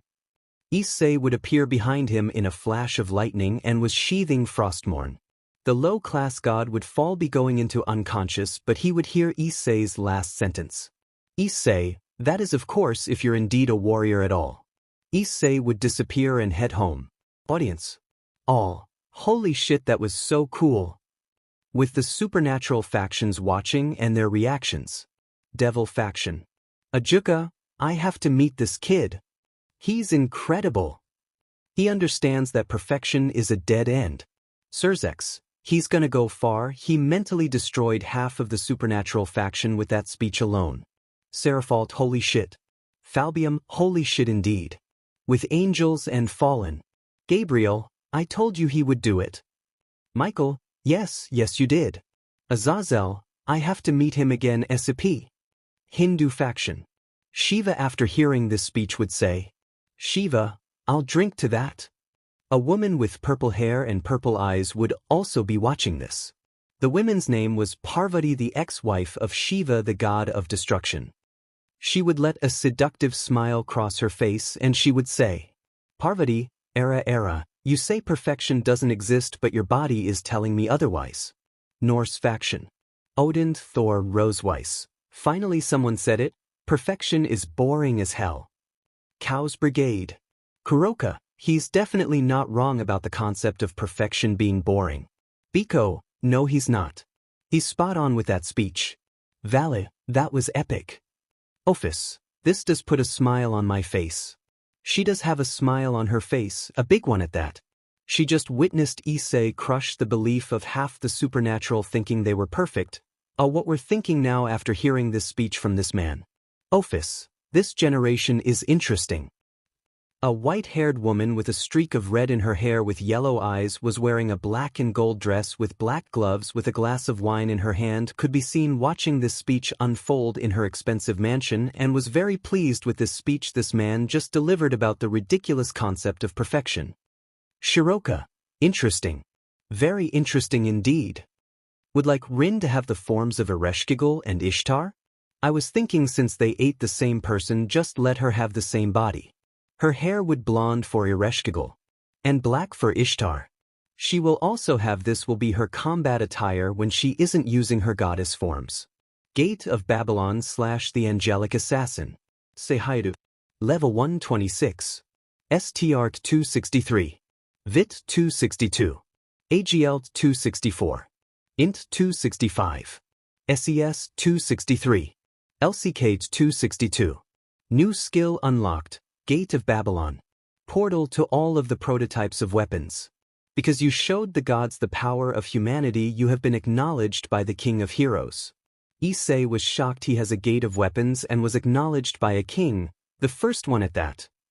Issei, I don't know if you are hearing this, King Gilgamesh, but thank you, and I'll show the supernatural the power of humanity. Even if we crumble under pressure, we will still thrive with or without them. Message received by Anonymous. Issei, what's this? Issei opens the message and sees. Anonymous, don't disappoint me, Zashu. Issei, I won't, King Gilgamesh. He would see Stray Exorcist and activates his new skill, and you can see Issei's eyes turn red and his hair would keep his auburn red and a ghostly figure would appear behind him. They would both say, Issei / Gilgamesh, Gate of Babylon. 30 portals of gold would appear behind Issei and completely destroy the exorcists. And would see a rogue giant. Issei, Fohaha. So you guys still want to fight? Very well, entertain me, Zashu. Issei would show this giant that he is no match for him and would dispatch him like a bug. Issei, the bigger they are the harder they fall. Issei would turn to see a woman in white getting chased by rogue fallen and was handling her own quite well. Issei would summon Vimana and chase them down. Issei would catch up to the woman and would quickly dispatch the fallen. The woman would not hesitate to FO just that. Issei, what's your name and why were they chasing? The woman would respond. Charlotte, my name is Charlotte Corday, and as for why they were chasing me, I killed their leader and they weren't too happy about that. Issei, very well, you're coming with me, hang on tight, Angelic Assassin. They would shoot off into the sky and they would head to Issei's home. Issei in his mind would say, Issei, King Gilgamesh acknowledged me. It's an honor. Last two members of the harem. Meguri Hachimiya. I forgot her name so I didn't put her in, but now she is. Tanaka Kuro. Issei meets Krumkruch/Milika's life on the line. Issei would get ready to go to the ceremony in the underworld which would host the four Satans, Azazel, Michael and Gabriel. Odin. They would have a conference and a party. Issei would then be teleported to the ceremony/party, and as he expected, they would be waiting on him to arrive. They would make conversation and talk about the peace treaty. Issei, this will be interesting. Oh, how right he was. A dragon in human form named Krumkruch would watch and wait for his target to be alone to get Issei's attention. You see, in recent months he's been hearing Issei's name and he wants to know what makes him special, so he thought, why not kidnap Lucifer's son, and that would get his attention and he would make an ultimatum. But here was another reason he was being controlled by Rizvim Levon Lucifer. He would usually go up to his opponent face to face, not use cheap tactic. After all, a dragon would usually handle their business like that. He then sees Milikas all alone and would finally strike and would knock out the young devil. Even if Milikas would start his training, he still wouldn't be able to sense someone like Krom. With Issei.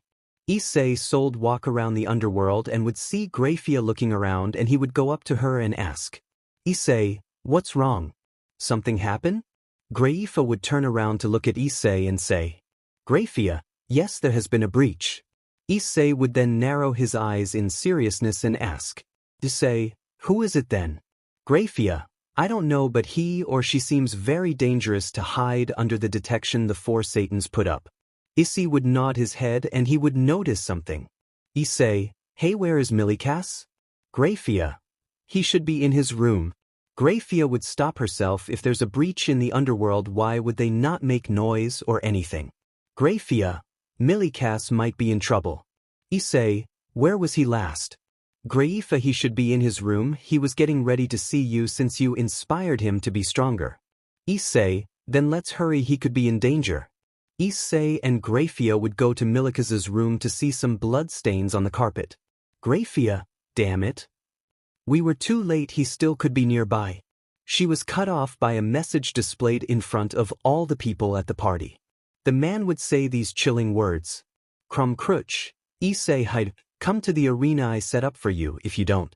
He would move away from the camera and Issei would see a bound Milikas. Krumkruch, you have 5 minutes to appear in front of me. If you don't.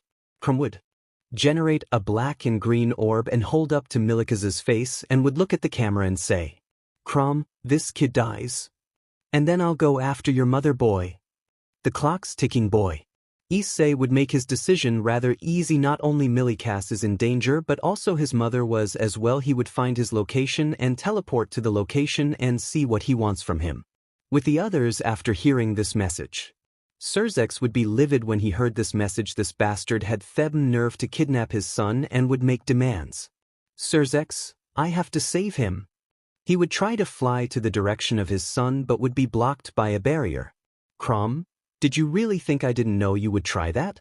The only one I'm interested in right now is Issei, so sit down and enjoy the show. Odin, what does this have to do with the kid? What do you want with him? Krumkruch would let out a laugh and say, Krom, I heard he was powerful and I wish to see it firsthand. Surzek would start to turn into his true form, but Ajuka would say, Ajuka, calm down, Surzex. You'll kill anyone standing near vicinity if you let out your true form. Surzex would start to shake and would start to calm down, but the rage was still there. Krom would then add on this fact about the stipulations. Krom, if Issei can defeat me, I'll allow your son to go free, but if he loses, your son dies. The message ends and Gabriel would say, Gabriel, have faith in Issei Surzex. He hasn't let you down before and he won't do it now. Michael, exactly. Just believe in him and he will win. Azazel, when has he let you down, Surzex? Odin, indeed I've seen how he fights. He won't stop until your son is safe and sound. Ajuka, that kid will never quit as long as he still breathes, and even then he might not quit. Falbium, he is something else. If anyone can stop Krumkruch, it will be him. Seraphal would then add on saying, Seraphal, he's the most powerful human we've seen. He'll pull though. Surzex would hope they were all right about that, and he would say in his head, Surzex, come on Issei, defeat Krumkruch and save my son. I put all of my faith in you. Factions around the world watching. All, show him what you got, kid. With Issei. Issei would arrive at the place where Crutch was located and would see a man with black horns and blonde hair and streak of black going through it. Crom, so you're finally here. Issei, let Millikas go. Crom would let a bellow of laughter and say, Crom, I'm afraid I cannot do that. The only way he will be free is when you defeat me. Issei, why kidnap Millikas to get my attention? Crom, because you have a hero complex and would save anyone that needed saving, and I took advantage of that. Crutch would then add on. Crom, the whole world will see this fight, Issei Hyoudou, and they will see you fall. Issei, no they won't, I'll end this right here. Issei would activate his key skill and a white key would surround him. Crom, we will see about that now, won't we? Issei, when I win you let Millikas go, understand? Crutch, when you win. You're pretty confident, aren't you? Issei, if I don't have confidence in myself and my skills, who will save Millikas? Crutch, I see, shall we begin? Issei, let's do this.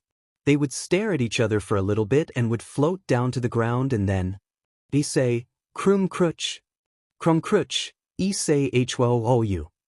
Boom!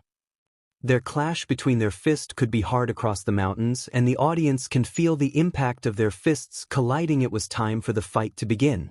Issei Hyoudou, the most powerful human. Verse. Crutch, the strongest evil dragon. The fate of Millikas and Mickey Hyoudou hangs in the balance. With the whole world watching. Who will stand victorious? Issei versus Crutch PT1. Issei and Crutch would rush at each other with a barrage of punches that would create waves that would blow back some trees. Issei, muda. Crom, They slowly rise up in the air, and Crom would use his winds to gain some space to charge a magic attack that would like a black and green dragon that would rush at Issei. Issei would jump over the attack and would use his skill. Issei, Kaioken. A surge of red aura would surround him, and Issei would rush at Crom with his fist stretched outward, and Crim would quickly dodge and punch Issei in the gut, and Issei would recover quickly and would land quick kick to the back of his head. Crom, interesting, let's see you deal with this. Crutch would make a beam of black energy that would charge at Issei. Issei would see this and charge up and Kamehameha. The two blast would clash, would blind the audience, and Crom would teleport behind Issei and would grab his face and would try throw him into a wall. Issei, you wish. Issei would elbow him in the stomach and would send him flying the other direction. Issei, well, you had enough yet? Crom would emerge from the rubble and would let out a grin. Crom, no. Not nearly enough, let's continue. Issei, then bring it on. They would fly at each other again and would let out a barrage of fists again that seemingly skips time. The fists from both fighters would hit their intended targets, lightning strikes from everywhere, and the audience couldn't believe it. Audience. This fight was something to see. Every kick and punch had the savagery and grace. Surzex. Wow, this is something else. Ajuka. This fight could tear the dimension if they keep going like this. Serafal. Incredible. Millikas. Come on, Issei, show him who's boss. Michael Gabriel Tazazul. Well, with the other factions watching. Shiva, this fight is absolutely one that will go in history. Vinshu, indeed, but who will win? Parvati, Issei, please be careful. Cow's Brigade. Vala's blood would begin to boil in excitement. This was a fight he wanted to experience. Ophis would look at the fight with interest and would say, Ophis, human, no, Issei, show me more. With Issei and Cromkurek. Issei and would land a punch to Crom's face, and so did he. It was a back-and-forth battle, and they decide to take it up a notch. Issei, I believe it's title to take this up a notch, don't you? Crom, I though you would never ask. They would both increase their power, and more lightning would strike random locations, and the sky would start to turn black and red. Issei red aura would get larger, and he would roar out. Issei, Kaioken times x10. Crom would look at his aura and would feel the power off of it, and he decided he would not be left behind. Crom, Draconic Dryayev. Crom would roar out his technique as well, and surge of green energy would surround him, and the sky would be bathed in crimson and green light. The ground would start to shake and lava would shoot up in the sky. After they were done they would stop and look at each other and after a few moments and would smirk at each other. Then they instantly would charge at each other and would connect a punch and a kick that would engulf the place in light. Say hi to verse. Krumkruch. Part 2 would begin. CC is also in the harem. Issei vs. Krumkruch PT2 / meeting the father of humanity. Issei and Krumkruch would again throw hands and now they were faster stronger. This battle to Issei wasn't just to save Millikas and his mother Mickey, it was a chance to see how far he has come. Issei in his mind would say, Issei, damn the Kaioken is taking a toll on my MP, I better watch myself now. Issei was cut off by a blast of energy heading his way and would bat it away. Krum. It seems you still have some fight left, impressive. Issei, I still got some more left in me, you ready to continue or do you want to catch your breath? You're getting slower. Krum would let out a laugh and would say, Krum, I'll tell you this, the fight we are having right now is a fight I will remember as long as I live. Issei and Krum would begin to fight again. Issei would fire a Kamehameha at Krum and he would retaliate with a blast of his own. Issei would make a key blade of pure red energy and would rush at Krum, who would make a scythe of his energy and clash and make the ground shake even more, and Issei would teleport behind him and land a overhead strike and send Krum to the ground, and Issei would rush at him with his fist striking his face. Krum would try to get up but Issei would be in front of him to make a ball of ki and would push into his stomach, launching him into a mountain. With the audience, everyone in the audience would look at this fight, not a single pair of eyes would look away, or more like they were unable to. Surzex, how can they keep fighting with all of those injuries to their bodies? Serafal, the sheer will of those two is astonishing. Ajuka, this isn't just a battle to see who would win. This is a fight to see who would fall first. Falbium, let's hope Issei isn't the first one to slow down. Venelana would then say, Venelana, Issei is giving his all to save Millikas, isn't he? Grafia would agree and answer her question. Grafia, if anyone would be able to save my son, if not Surzex, it will be him. Issei, I have full faith in you. Cow's Brigade. Ophis and the rest of her gang would be absolutely fascinated by this fight. Vale, haha. I want to fight him so bad right now. Albion, this fight remind me of me and Draig's fight. Ophis would be seen laughing maniacally and that would shock the whole group. She usually wouldn't show such emotions. Ophis, hee-hee-ha. You never cease to amaze me. Issei, show me more. You are the only person who made feel excitement since my fight with Great Red. Hindu faction. Shiva, what a fight. These two are powerful in their own way. Who will win, I wonder? The other gods of the Hindu faction would look at this fight in anticipation. And Parvati would have Alreed expression on her face. Parvati, Issei, please don't die on me. Greek faction. Zeus and the other gods would see the fight that was projected and would not look away. Zeus, this fight will change the way people think about humans. Artemis would see Issei fighting for Lucifer's son and would begin to remember the conversation she had with Issei. Issei, are you absolutely sure you know the truth about all men being the same? Artemis would think back in that conversation and would find her answer. Artemis, now that I've seen you, Issei, I believe they are not all the same as I convinced myself them to be. With Issei and Krumkruch, Issei would let out a roar and would power up again until Issei, oh no, I've run out of time. Krum would see Issei slowing down and would speed blitz him and kick him into a mountain. Krum, I'm ending this right here and no. He would start coughing up blood and would be powered down as well and would tumble forward but would catch himself. Krum would teleport in front of him with little bit of his magic left and would drag Issei out of the rubble. Krum, it's been fun, Issei, but you lose. Issei headbutt him and kicked him in the stomach, and Krum would still be speed blitzing him and Issei would be seen covering his face and taking hits. As Krum would lay into him. With the devils and other factions. Surzex, oh shit no. Ajuka and the others would react to the situation and see Issei getting beat up by Krumkruch. Serafal, oh no, he's getting slower and losing ground. Graifa would be crying if Issei didn't win. Millikas would die. Millikas, don't give up on me, Issei. Cow's Brigade. Ophis and the others would be seen with a little bit of terror in their eyes. Valley, come on Issei. Fight back, show the world you are humanity guardian. Kuroka would add on to Valley's statement saying, Kuroka, you've been proving us wrong all this time, don't stop now. Arthur and Luffy, show the world our power. The power of humanity. Ophis, come on Issei, don't disappoint me now. Hindu faction. Shiva and Parvati and the others of the Hindu faction would be seen biting their fingers in anxiousness.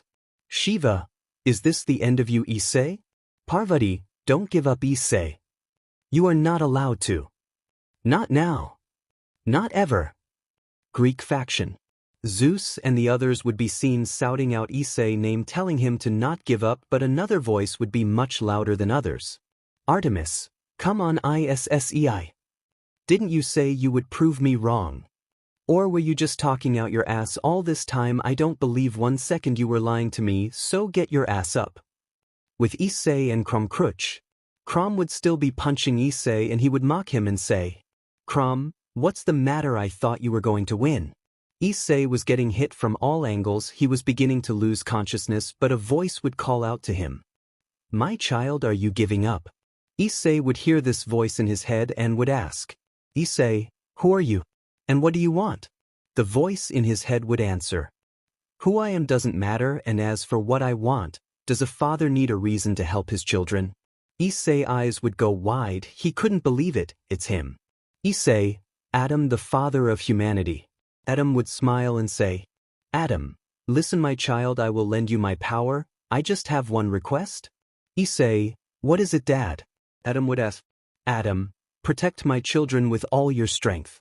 Issei would give him a bright smile and say, Issei, sure thing, because I made an oath and that was to protect humanity with all of my strength and I intend to keep it. Adam, you sure know how to make a father proud. Make me proud my child. Issei, yes sir I will. New skill, one for all. Issei's body would begin to fall and the people would scream in terror.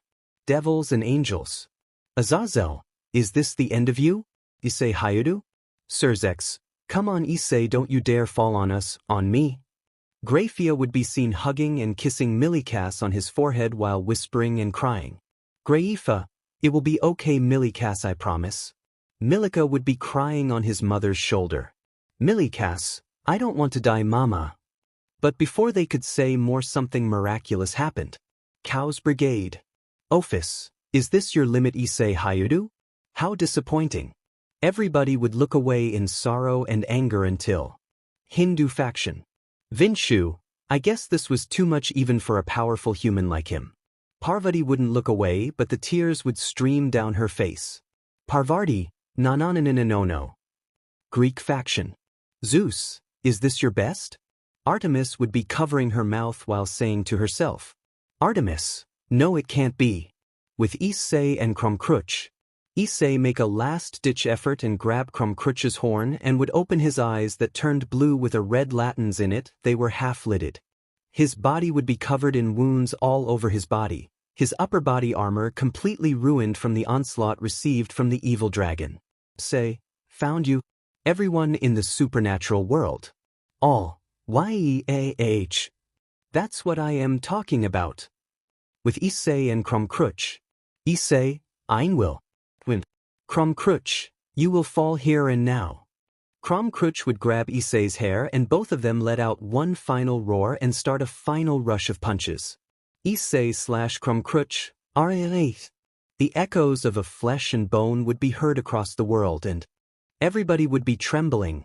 Nobody moved or spoke, they just watched these two slug it out. Nobody spoke a word, only watching these warriors duke it out. And at the last moment Issei tilted his head and would dodge a punch at the last second and let out a statement that shook Krumkruch to his core. It's over. Krumkruch, no, I can't be over for me. Not now. Issei would yell out these words from the depths of his soul. Issei, Piausis Ultra.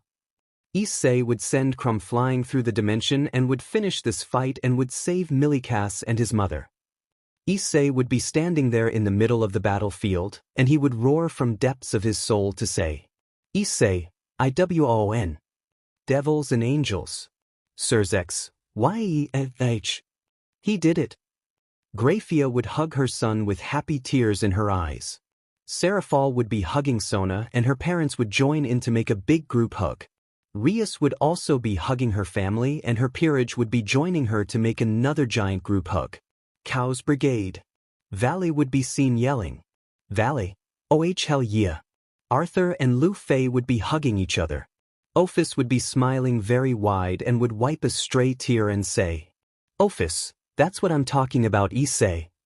It was not wrong to proclaim you as my mate in the future. Hindu faction. Parvati would jump up and scream. Parvati, why is? Shiva and Vinshu would exclaim. Shiva/Vinshu, he did it, ill drink Tio, congratulate his victory. Greek faction. Artemis, oh yeah. Issei Hyoudou, I knew you could do it. Zeus, W. Yeah baby. That's what Eve been waiting for. That's what it's all about, woo. With Issei. While Issei was victorious, he began to lose consciousness, but he would not allow himself to fall. He walked and stood tall and raised his right arm up to signal he won. The whole world would do the same gesture. While everybody was cheering his victory, Issei was just standing there and the people were wondering why he was just standing there. Surzex, why is he still standing? Oh no. Surzex would go down to see that Issei was on the verge of death and he would yell out. Surzex, hey, we need a medic here. 3 medics would go down as quickly as possible and would see that he was bleeding all over the place. Medic, we need Phoenix tears right now. If we don't, he will die. After a few moments after getting him in the hospital, the leaders of the factions would be in the room. Serafal, how is he? The doctor would answer. Doctor, he will be okay, let him rest for a while. But he deserves it, don't you think? All of them would agree and Surzex and Graifa would be eternally grateful to Issei and will for him to wake up to tell him just that. Michael, this kid is something special, isn't he, guys?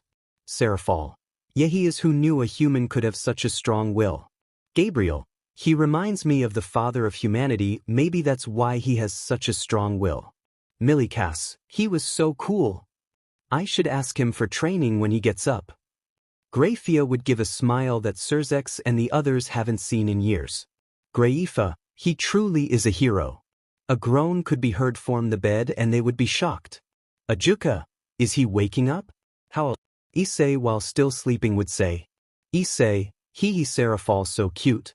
Serafal would blush hard and Gabriel would get jealous look on her face. Serafal would whisper yell. Serafal, he thinks I'm cute? All of them would look at each of her and back at Serafal and say. All except Gabriel would say. Surzex, Grafia, Michael/Ajuka/Falbium/Odin, you have a crush in him, don't you? And they would disappear after Serafal threw ice at them. After a few hours, Issei would get up and would turn over to the other side of the bed. 2 weeks later, Issei would finally wake up and a screen would pop up on his face. Quest complete, level up X10. Rewards, new armors and Excalibur. Magic Susana. Divine magic unlocked. Demonic blacksmith outfit. Effects, make your own Muramasa blade faster, plus 20 in all stats. Berserker armor unlocked. Effects, will cause loss of sanity when used for long amount of time, enhances all stats when equipped. Excalibur. Concho Bakuya gun form. Plus 35 in all stats. Goddess Gaia is interested in you. Eye of the mind, true, unlocked. Able to see an attack and make a correct counter against it and also dodge. Issei Hyoudou. Level 136. Fart 307. Vit 307. Deal 306. Then 306. This 308. Elsige 306. Issei, holy shit, it's Excalibur, the swords.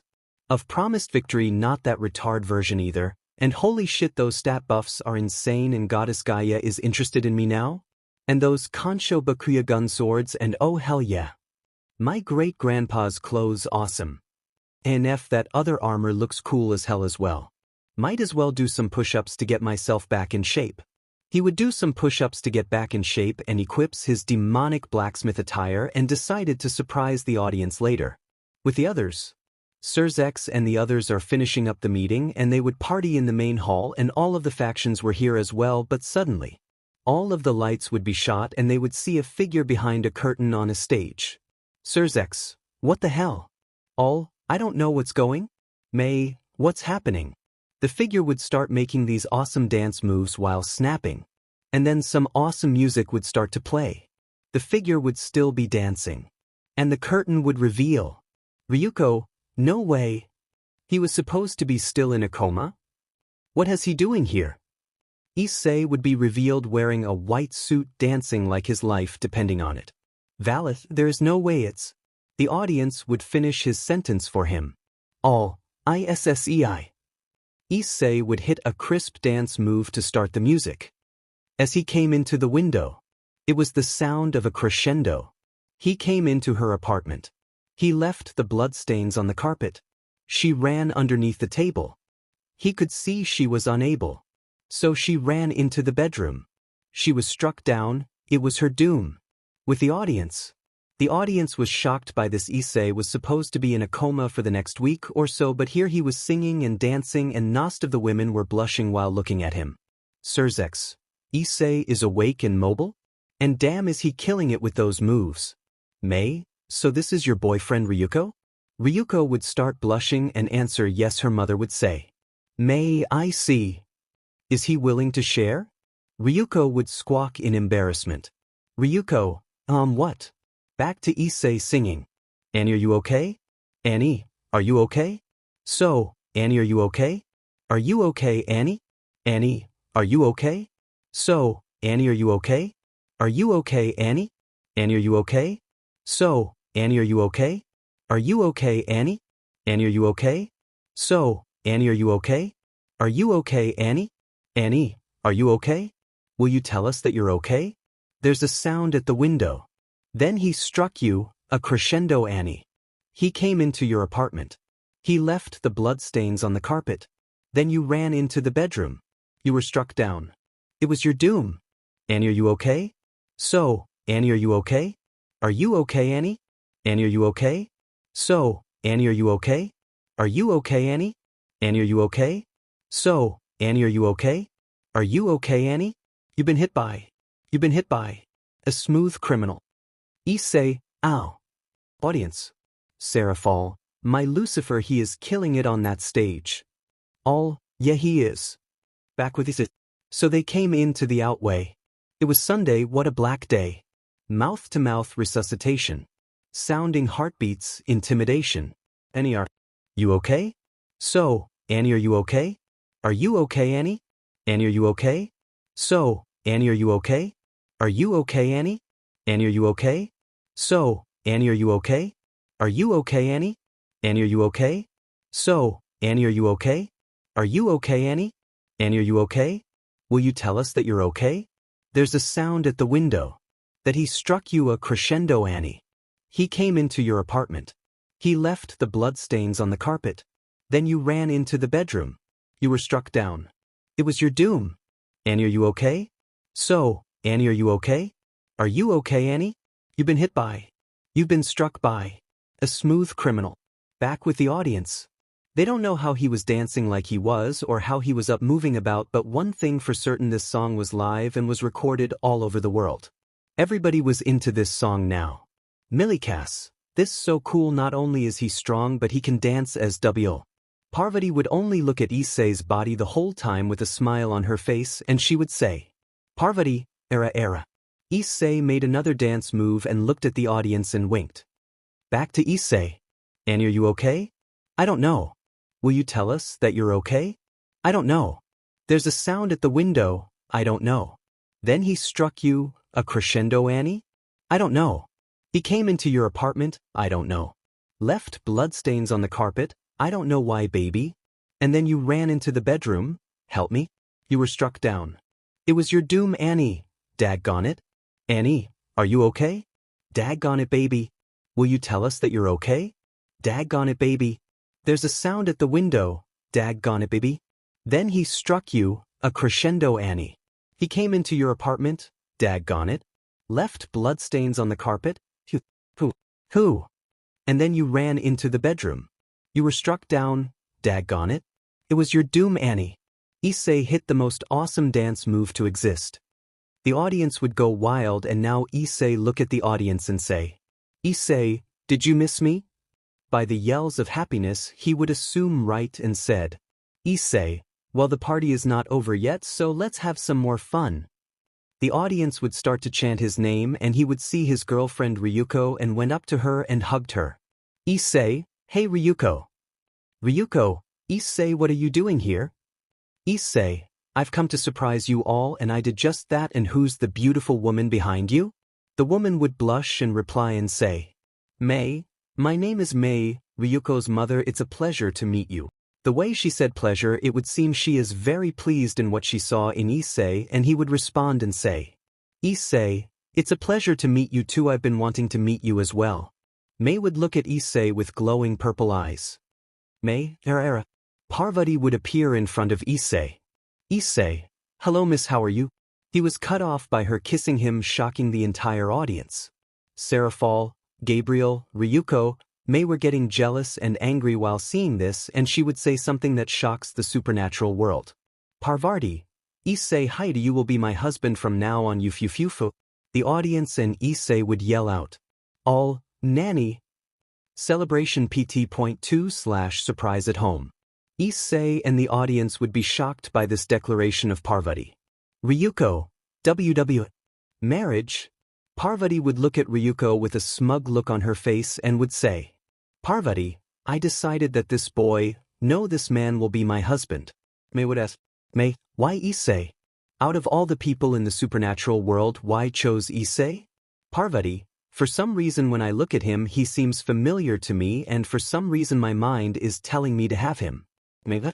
Issei would look at Parvati and say, "Issei, listen Parvati, I'm not looking for marriage right now until all of enemies of the supernatural world are accounted for, and after that I'll consider marriage." Ryuko, so you would consider marriage until the peace is kept in the supernatural world? Issei, yes, I would consider marriage, and that's a promise, and you all know I keep my promises. Everyone would smile at this declaration. They all knew that once he keeps his promise he will keep it plain and simple. Issei, so as for your declaration of me being your husband, I will consider it when the supernatural world is at peace.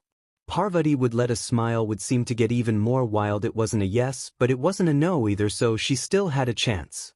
Issei, by the way, if you haven't noticed, it's time to get this party going again. Oh, hell yeah. Ryuko would blush and would smile. Mei, era, so will you allow me to take your virginity first then? Ryuko, no, it will be me who takes it first. Two women with white hair and a black dress would appear. The women would reply, "Shiroka, you thought it was you who will take Issei's virginity, but it will be me, Shiroka." Oh, nanny. Issei, yeah, I met her 4 weeks before I fought Krumkruch, and I would take her around Japan and show her the culture in which she enjoyed. Ryuko, wait, you met the first demon Issei? Issei, it would seem so, but she's not that bad of person. I don't judge anybody by their heritage, that's just not who I am. Shiroka, indeed you were great company Issei. Issei, so Millikas, you doing alright? Millikas would look at his hero and give him a hug and say, "Millikas, I can't thank you enough for saving me Issei, thank you so much."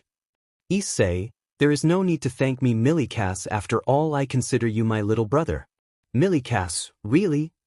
Issei would pat him on his head and say, "Issei, of course I do, when I say you're my little brother I mean just that."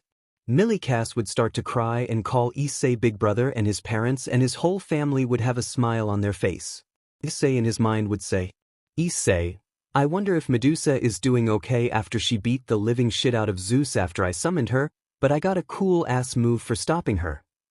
Issei summoned Medusa 19 hours back before he started singing Smooth Criminal. And after learning that Zeus was still alive, she went on a rampage, and once she found him she would almost kill him, but Issei would summon her siblings after the celebration was over, which calmed her down a little bit. She still hates Zeus, and quite frankly he can't blame her, but he traced a pair of glasses able to restrain her mystic eyes, and she would be thankful to Issei, and she decided to live with Issei, and Issei assured her siblings are more than welcome to stay in his house as well, which she was also grateful for.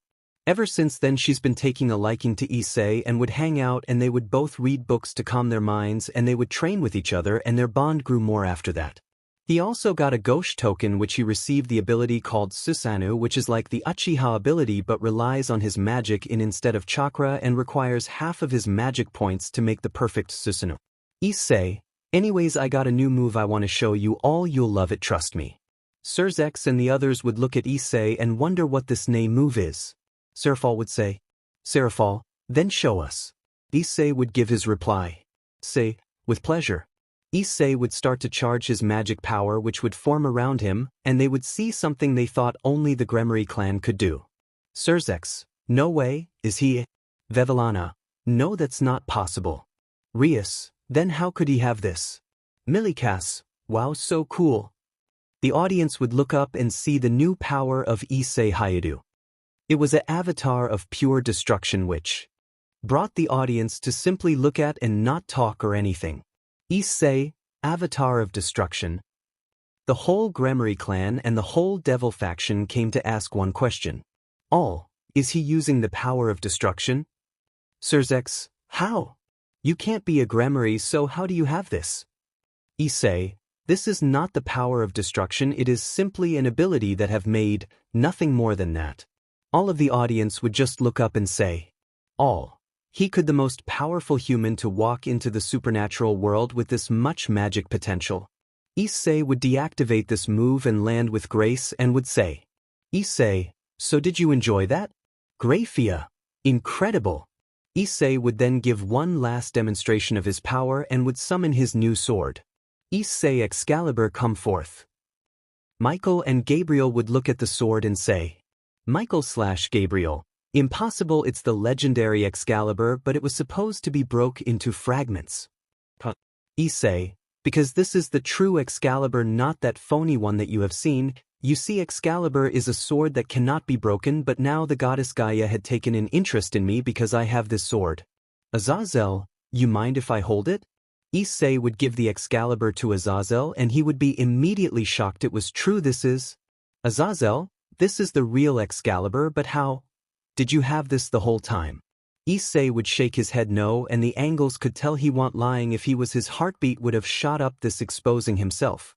Issei, crap, I need to go check on my mom, I'll be back later. He would teleport in a flash and see his mother saying for him. He explained the situation on why he was gone for so long, and she wasn't that surprised after all, she's been in the supernatural world as well. Mickey, your friend came by and she is in your room waiting for you. Issei, okay, I'll go see what she wants. Issei would go up to his room and would see something spectacular, definitely a sight that needs burning into his memory. It was Medusa in a bunny girl outfit. Where did she get it? He did not know, but he was not complaining. Not. What? But Medusa, Era, I've been waiting for you, Issei. Issei in his head after seeing her in this sexy costume would say, Issei, my mind's telling me no, but my body's telling me yes. It was now clear to Issei what she truly wanted. He would set up anti-sound barrier and would look at Medusa and say, Issei, screw it. I'm horny now. Issei picks her up, making her yelp in excitement, and thus Issei that night graduated from virginity and finally became a man. Incro summon, Godbreaker star, Blue Eyes Albion Doragun. Issei's breath of light/God returns.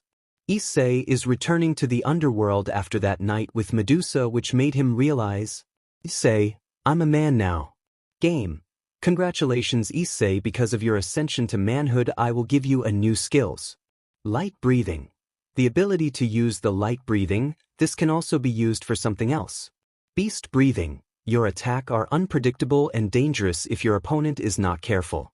20+ in all stats. Say hi to Level 136. START 326. VIT 326. AGL 327. INT 327. SES 326. LCKate 326. Issei, after uploading his stats, would train this light breathing skill he earned, but he can't do it here, so he will go to a dungeon to test it out. Issei, let's get this show on the road, shall we? Issei then holds the key up and it would glow and a door would appear and he would immediately walk in. Issei, well, who's my first opponent? A scream can be heard and Issei would get his answer and he sees a monster with 4 arms with a half-human face on it. Issei would then look at the creature in remorse and say, Issei, you do not deserve what's happened to you, I'll put you to rest, count on that. The creature that was once human would look at him and would give him barely noticeable nod, but he would see it and the creature charges straight at him. Issei would projector Kansho and Bakuya and would rush at the creature as well, activating speed boost. He quickly cuts off the creature's arm and would jump up to kick it in the chin, and Issei would project his new sword Excalibur and would concentrate. Issei, Breath of the Light, First Form, Deliverance. Issei can be seen unsheathing and sheathing his blade, and white/gold-like lines would appear across the creature's face, splitting it into pieces, and Issei would walk up to the creature and puts his hands together and says, Issei, rest easy now, you are free from this hellish form. I pray you find peace in your next life. The woman and the man inside the monster would look at him and would give a smile and say, /, thank you. The creature would disintegrate, but the soul would finally be able to find salvation, and Issei would give the woman and man a smile. Issei, it would seem this breath of the light is able to make unfortunate souls find peace. That's amazing. Nobody should turn into a monster. If I can save these people in this dungeon, I believe I will call this a success. Issei, after 9 hours of freeing unfortunate souls, and would realize that Excalibur was getting stronger in his hands after using it for a while. After completing the dungeon and bringing the unfortunate souls salvation, he leaves the dungeon and would see his new skill. New power unlocked. Divine magic has been maxed out. Biblical God mode. Able to mold divine magic around your body to make you God himself. Angelic beings are more attracted to your light because you remind them to their father. Issei, well, let's test this out then. Issei began to charge up his magic power that would make the dungeon room be bathed in divine light. With the angels, Michael and his sister Gabriel would be checking up on the other faction, but before they could that they felt something very familiar. Gabriel, no way, it can't be, is it really? Michael, it's coming from the underworld, let's go. With the four Satans. The four Satans could be seen doing their work, but suddenly they were cut off by a flash of divine light. Ajuka, there's no way he was supposed to be dead. Surzex, let's check out where that energy is coming from. They would all nod, and it would seem Azazel felt his father's power too and wanted to come along with them, which they didn't mind. They should all arrive and see Issei charging up his biblical god form, and the angels would start to cry. It would seem that their father has come home. Issei would see them staring at him. The biblical god would say, Biblical God, Gabriel, Michael, Azazel, it's good to see my children again. His children would rush at him and give him a big hug, and after a few moments he would say, God, it would seem this young man is trying to wake up. It was good to see my kids again after so long. God would disappear back into Issei, and he would gain back his red hair and amber eyes. He can see people just staring at him and 3 people still hugging him, and he says, Issei, what's going on here? Why are you guys hugging me? They would answer that their father, the biblical God, has returned and chose him as his host. He was worried that he wasn't human no more, but they would say that he has the soul and power of him, but he's still human. Issei, well, ain't that something? Issei would get up and say, Issei, I know you 3 miss your father very much, so if you want to talk to him, just let me know and we will switch out. The 3 angels would be grateful, but Issei would do one more thing. Issei would go up to Gabriel and pat her on the head and say, Issei, now look, young lady, I don't want you visiting me every day since I have to go to Kyoto soon to see what has happened over there, but if you want to tag along, I'll let you. Gabriel would be ecstatic while Seraphal would be jealous. She wanted to spend time with Issei, but being a Mao hindered that such misfortune. Issei would notice Seraphal's shoulders slacken and would go up to her and kiss her on the forehead, making her face turn completely red. Seraphal. www, what did you do that for? Issei, hey, you can hang out with me if you want, just let me know. Alright, don't be so sad. Issei would give Seraphal a hug, making her even more red, and Issei would say, Issei, what's wrong with you, Seraphal? Your face is all red, are you sick? The others couldn't believe what they were seeing. Not only is Seraphal getting flustered, but they have a dense harem protagonist on the loose as well. Gabriel could be seen with anger on her face, and her wings would flicker black and white really quickly. All except Gabriel. He's a EX rank harem protagonist. This world is not ready for this. Issei Hyoudou, humanity's guardian. Issei, after putting on his most famous Muverse Shiro outfit and realizing God has chosen him as his successor, he decided to ask him a question. Issei, okay, we should fortify the defenses of Kyoto. It would seem they would need it the most, right? God, correct, here I'll lend you a power that should fix that. New power unlocked.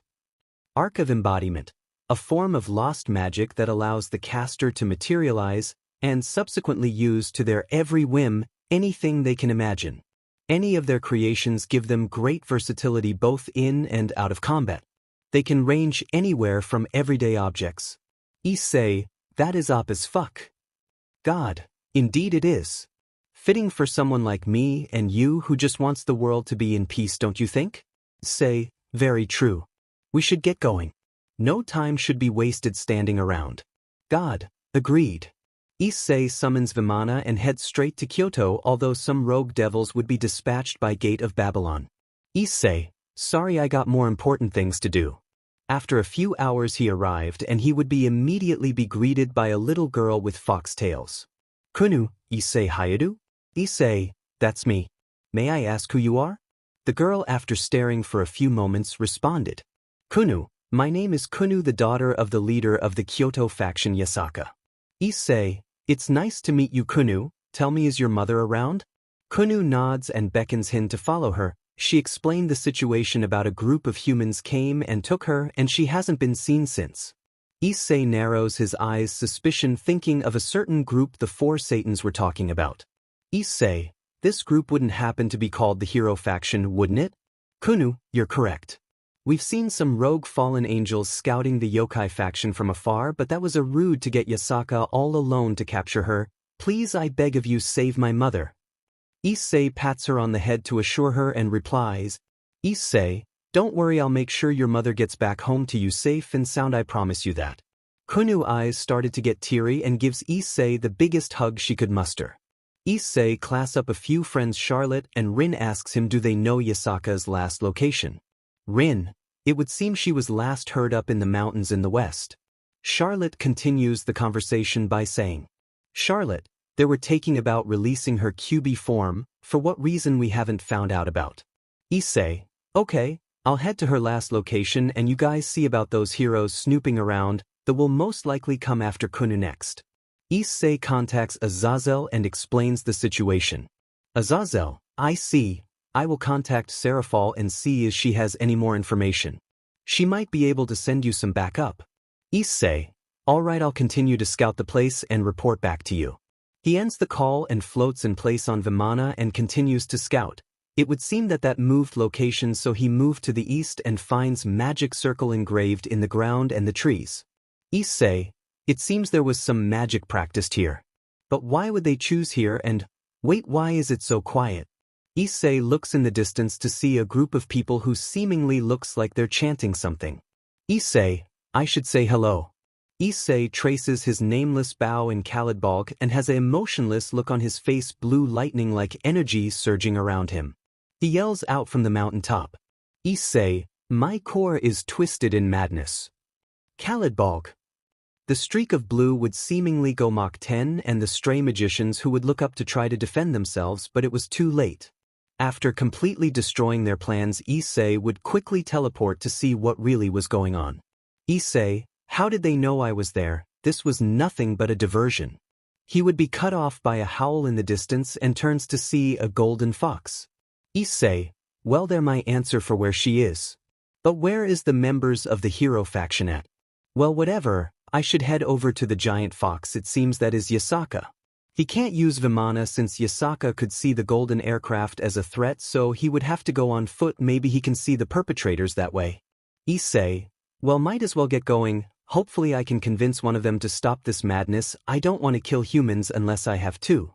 I believe they are misguided, but I can put them back on the right path. Issei versus fake Hercules / ultimatum given. Issei arrived to the location. It wasn't that hard to stay on the right path. There is a giant-ass fox just standing there menacingly. He sees a group of people in front of her. He jumps in front of them with Kansho and Bakuya in hand. Issei, I take it 2 guys are members of the hero faction, correct? A man with black hair with a lance resting in his shoulder would answer his question. Chow chow, Yes, you are correct. Issei, tell me why you are doing all of this. The hulking figure behind him would answer his question. We are doing this because we are heroes. Issei looks at him and asks him. Issei, what's your name, hero? The man identifies himself as Hercules, which causes Issei to go in shock. There is no say this was Hercules. He refused to believe it. Issei, no, you are not Hercules, stop lying. The man just gives a smug smile and says, Fake Hercules. I took his name after finding out that I'm his descendant and we are weeding out the evil to humanity and those monsters don't deserve to live. Issei just glares coldly at him and says, Issei, you are shaming his name, then he would never hurt kids and make them beg for their mothers to come home. You are a fake and I will teach you a lesson. The fake Hercules was getting angry. This insect was insulting him, he will pay for that. Hercules, why you little brat? He charges at him and Issei glares coldly and catches his fist without moving from his spot, making widen his eyes. Fake Hercules, impossible, you should be flat as pancake right now. Say, is that all? How disappointing. Issei lifts the giant man up and slams him in the ground, making a giant crater form. The other two watching would move out of the way. Issei still sees the giant fox. Before they could use Yasaka against him, he creates a magic barrier to ward off the other two from using her. Issei, I'll deal with you two later, I'll deal with this oaf and deal with you two next. He was going to give the other four one more chance, but that will wait later. Hercules rushes out of the crater trying to crush Issei, but Issei already see the attacks coming with observation hockey.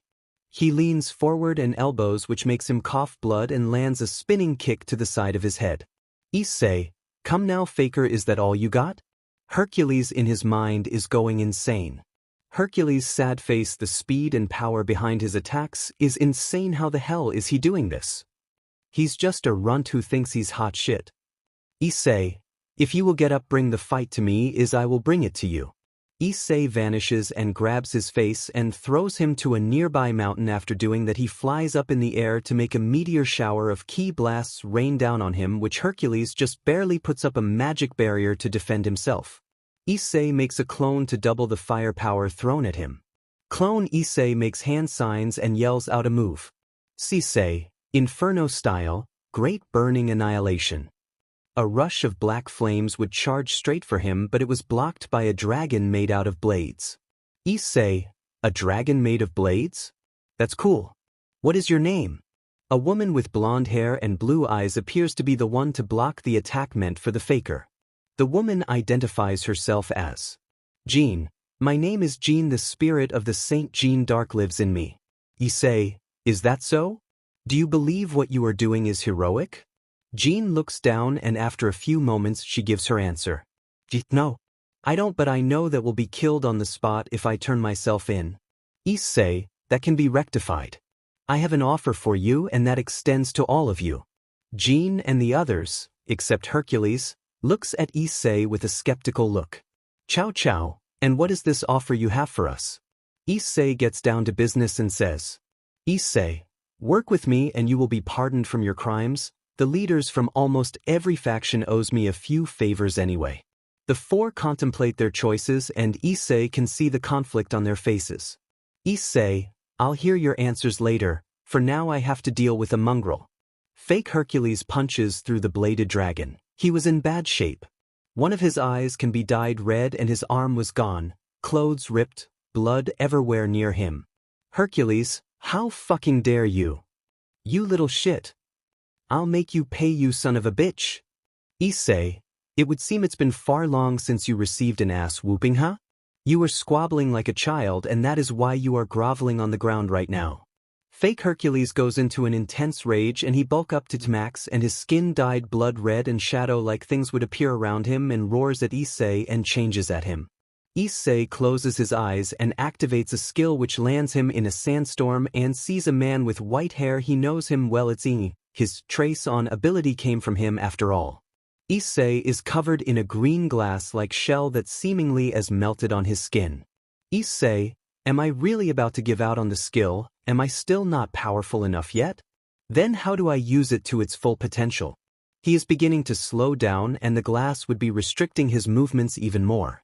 Before he is completely covered in green-colored glass, the red archer looks back at him and says, "Amiya, can you keep up with me?"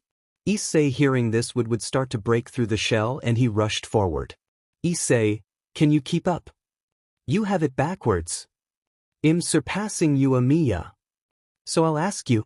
The magic would flow through him, making white hair appear, and some burn marks in his skin make it seem like he got burned on the side of his face, and he would rush last. The red archer clears through the sandstorm to reveal the clear blue sky and a cliff. He runs right past Amiya, yelling the rest of his statement. "Issei, can you keep up with me?" Amiya would smile, and his form would seemingly fuse into. Issei jumps off the cliff and activates his move. "Game, go get him, Issei." Issei smiles and thanks the game mentally and yells out, "Issei, trace on." Flashes of all of Hercules' 12 labors can be seen. His father would appear in his mind, reloading a gun. "Issei, trigger off." The others could see a green light appear, and Issei raising his left arm up while blood coming out of his eyes and nose, mouth, but he ignores it and he roars out, "Issei, 9 lives blade works." A hug sword that was once held by the legendary Greek hero Hercules would appear in his hand, way bigger than Issei's size. The fake Hercules raises his weapon at him, intending to end him now, but Issei with the weapon of Hercules in hand. Boom. Swoosh. Issei slashes 8 different times, and the marks on the ground appear behind the faker, making him roar in pain. "Issei, it's over." He picks up his giant sword and spins it around a couple of times and shoves the sword through his chest. The faker would roar one final time, the light would disappear in his eyes and falls backwards. Issei stands there. And flash of a figure of man clad in red replaces Issei in desolate field of unlimited blades with gears in the sky turning. "George, magnificent." Jean blushes and stammers while saying, "Jean, why yeah, I suppose it is, but I can do that too." All, "No you can't." But a thought appears in their minds. All, "Who was that man in red?" Issei turns around to look at them and says, "Issei, you have potential, don't let your bias for other species ruin that." The 4 of them looks down and contemplates on whether they were really being heroes or being monsters and justifying themselves, calling themselves heroes. They didn't know what to think, but Issei's voice interrupts their inner turmoil with this ultimatum. "Issei, what is your decision, heroes? Work with me? Or end up like him? I'll wait for your decision. You have 48 hours, no more than that." Issei disappears and lands on a rooftop and contacts Azazel. "Issei, all right, Yasaka is contained, but leave the 4 members of the hero faction to me." Azazel, "All right, leave Yasaka there and we should be able to reverse her transformation." Issei, "All right, I'll leave it to you." Issei stands there for a while and realizes something. Issei, "Oh shit, I forgot about my date with Yuki. I can make a feast for not making, she will love it. I'm saved, right? I won't have to lose my..." His phone vibrates in his hand and he sees her name and the message displayed under her name. "Reality is often disappointing. Your pelvis is mine tonight." Issei, "God analysis." "God, you're shit out of luck, Issei." Issei drops down to his knees and the light in his eyes would disappear. He looks up at the sky and says, "Issei, heh, I'm in danger, aren't I?" Drake/God, "Yes, I'm sorry, little one."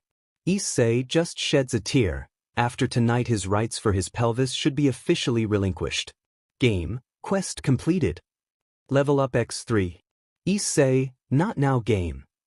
I'm in peril. My pelvis is gone tonight, game. Do you elbow what that means?" Game, "I was trying to make you feel better, man, but now I've caught up with your situation and all I have to say is, best of luck." Issei sees a portal in front of him and sees a girl with light blue hair and yellow eyes. This was Yuki Nanaka. Issei, sad face, "I'm going to need us lot more than luck to survive this." In a blink of an eye she grabs Issei and goes through the portal and throws Issei on the bed. She would seemingly be raring to go with her clothes hanging off of her like that. She climbs on top of Issei and would unbuckles his pants. "Issei, I need an adult."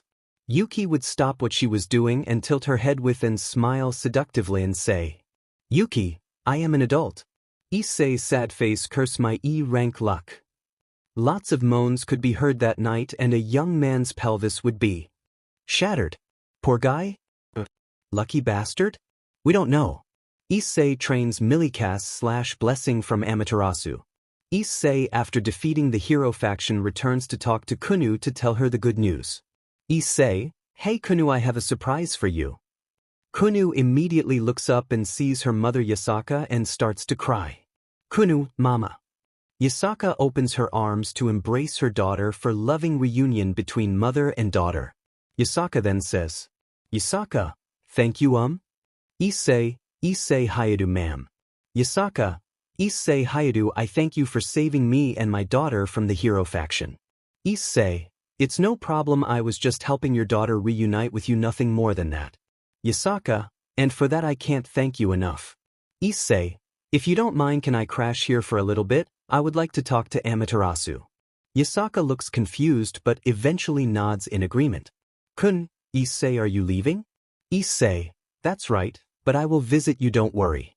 Kunu hugs him with all her might. Issei, well, I guess this was a mission complete. Hyoudou. Level 139. Health points, 57,500. Magic points, 32,000. ST Art 331. Vit 330. AGL 331. Int 330. SES 331. LCK 331. Rewards received. Time magic unlocked. The ability to stop time. Holy flames unlocked. Flames that can burn anything demonic in nature. Armor and blade of the first king of Lucas. The first, false king.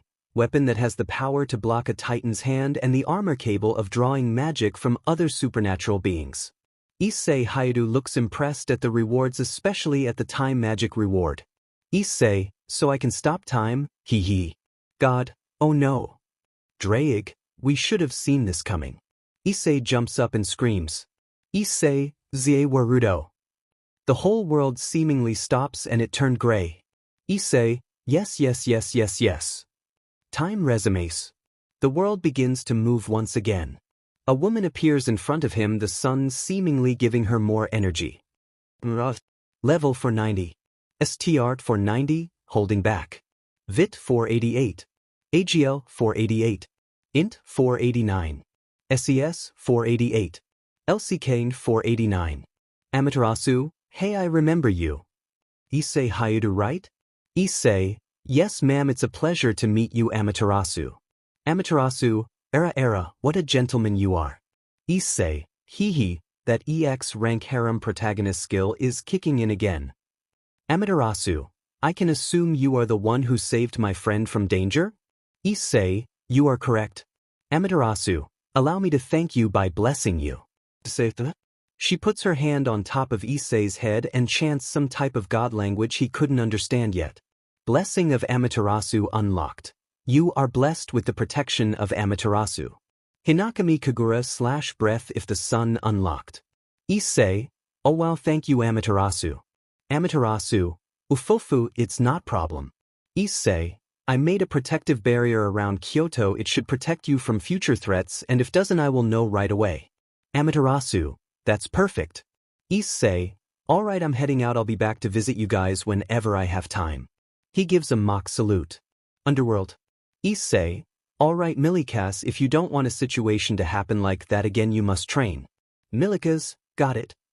So what will I be learning? Issei, how good are with your power of destruction? Millikas, I'm decent with it but I know I can do better since I'm supposed to be Lucifer someday. Issei raises an eyebrow at this. Issei, ho. Are you telling me you are going to be the leader of the underworld someday?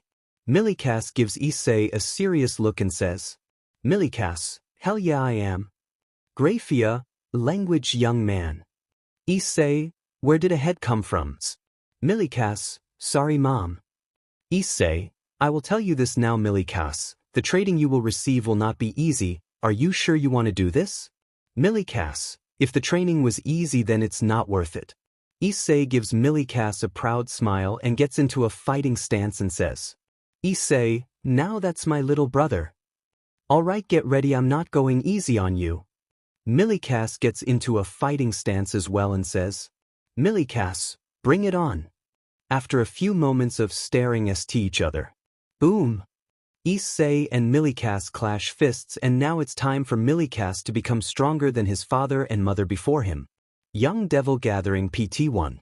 But at long last she found out God was real, and now she can see him again in the form of Issei.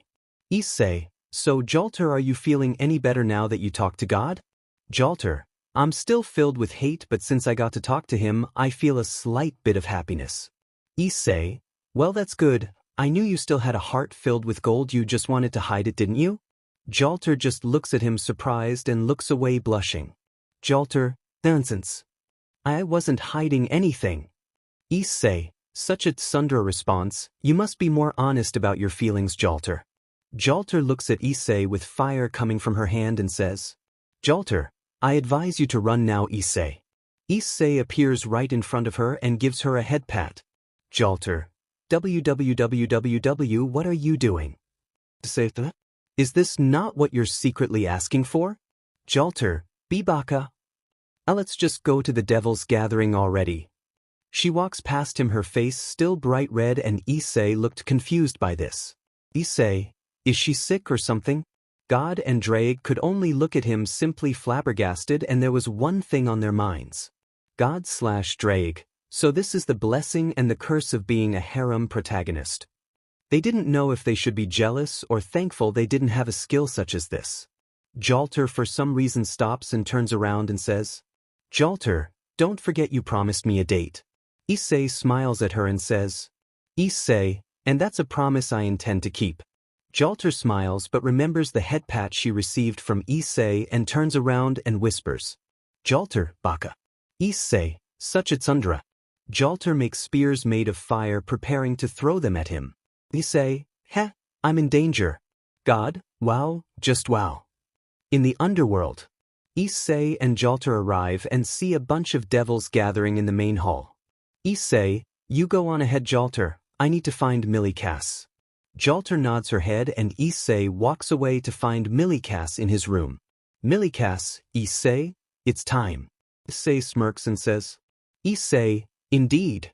A few hours later, the four Satans and all other important figures were in the room. Surzex, I heard Issei was coming. Seraphol, he should be here any minute. Then suddenly they hear music. Been spendin' most their lives. Livin' in a gangsta's paradise. Been spendin' most their lives. Livin' in a gangsta's paradise. Keep spendin' most our lives. Livin' in a gangsta's paradise. Keep spendin' most our lives. Livin' in a gangsta's paradise. Graphia, what the hell? Serorg, such confidence from these two, it's overwhelming. Surzex, where the hell Millikas get a plague doctor outfit from? Millikas, good evening ladies and gentlemen.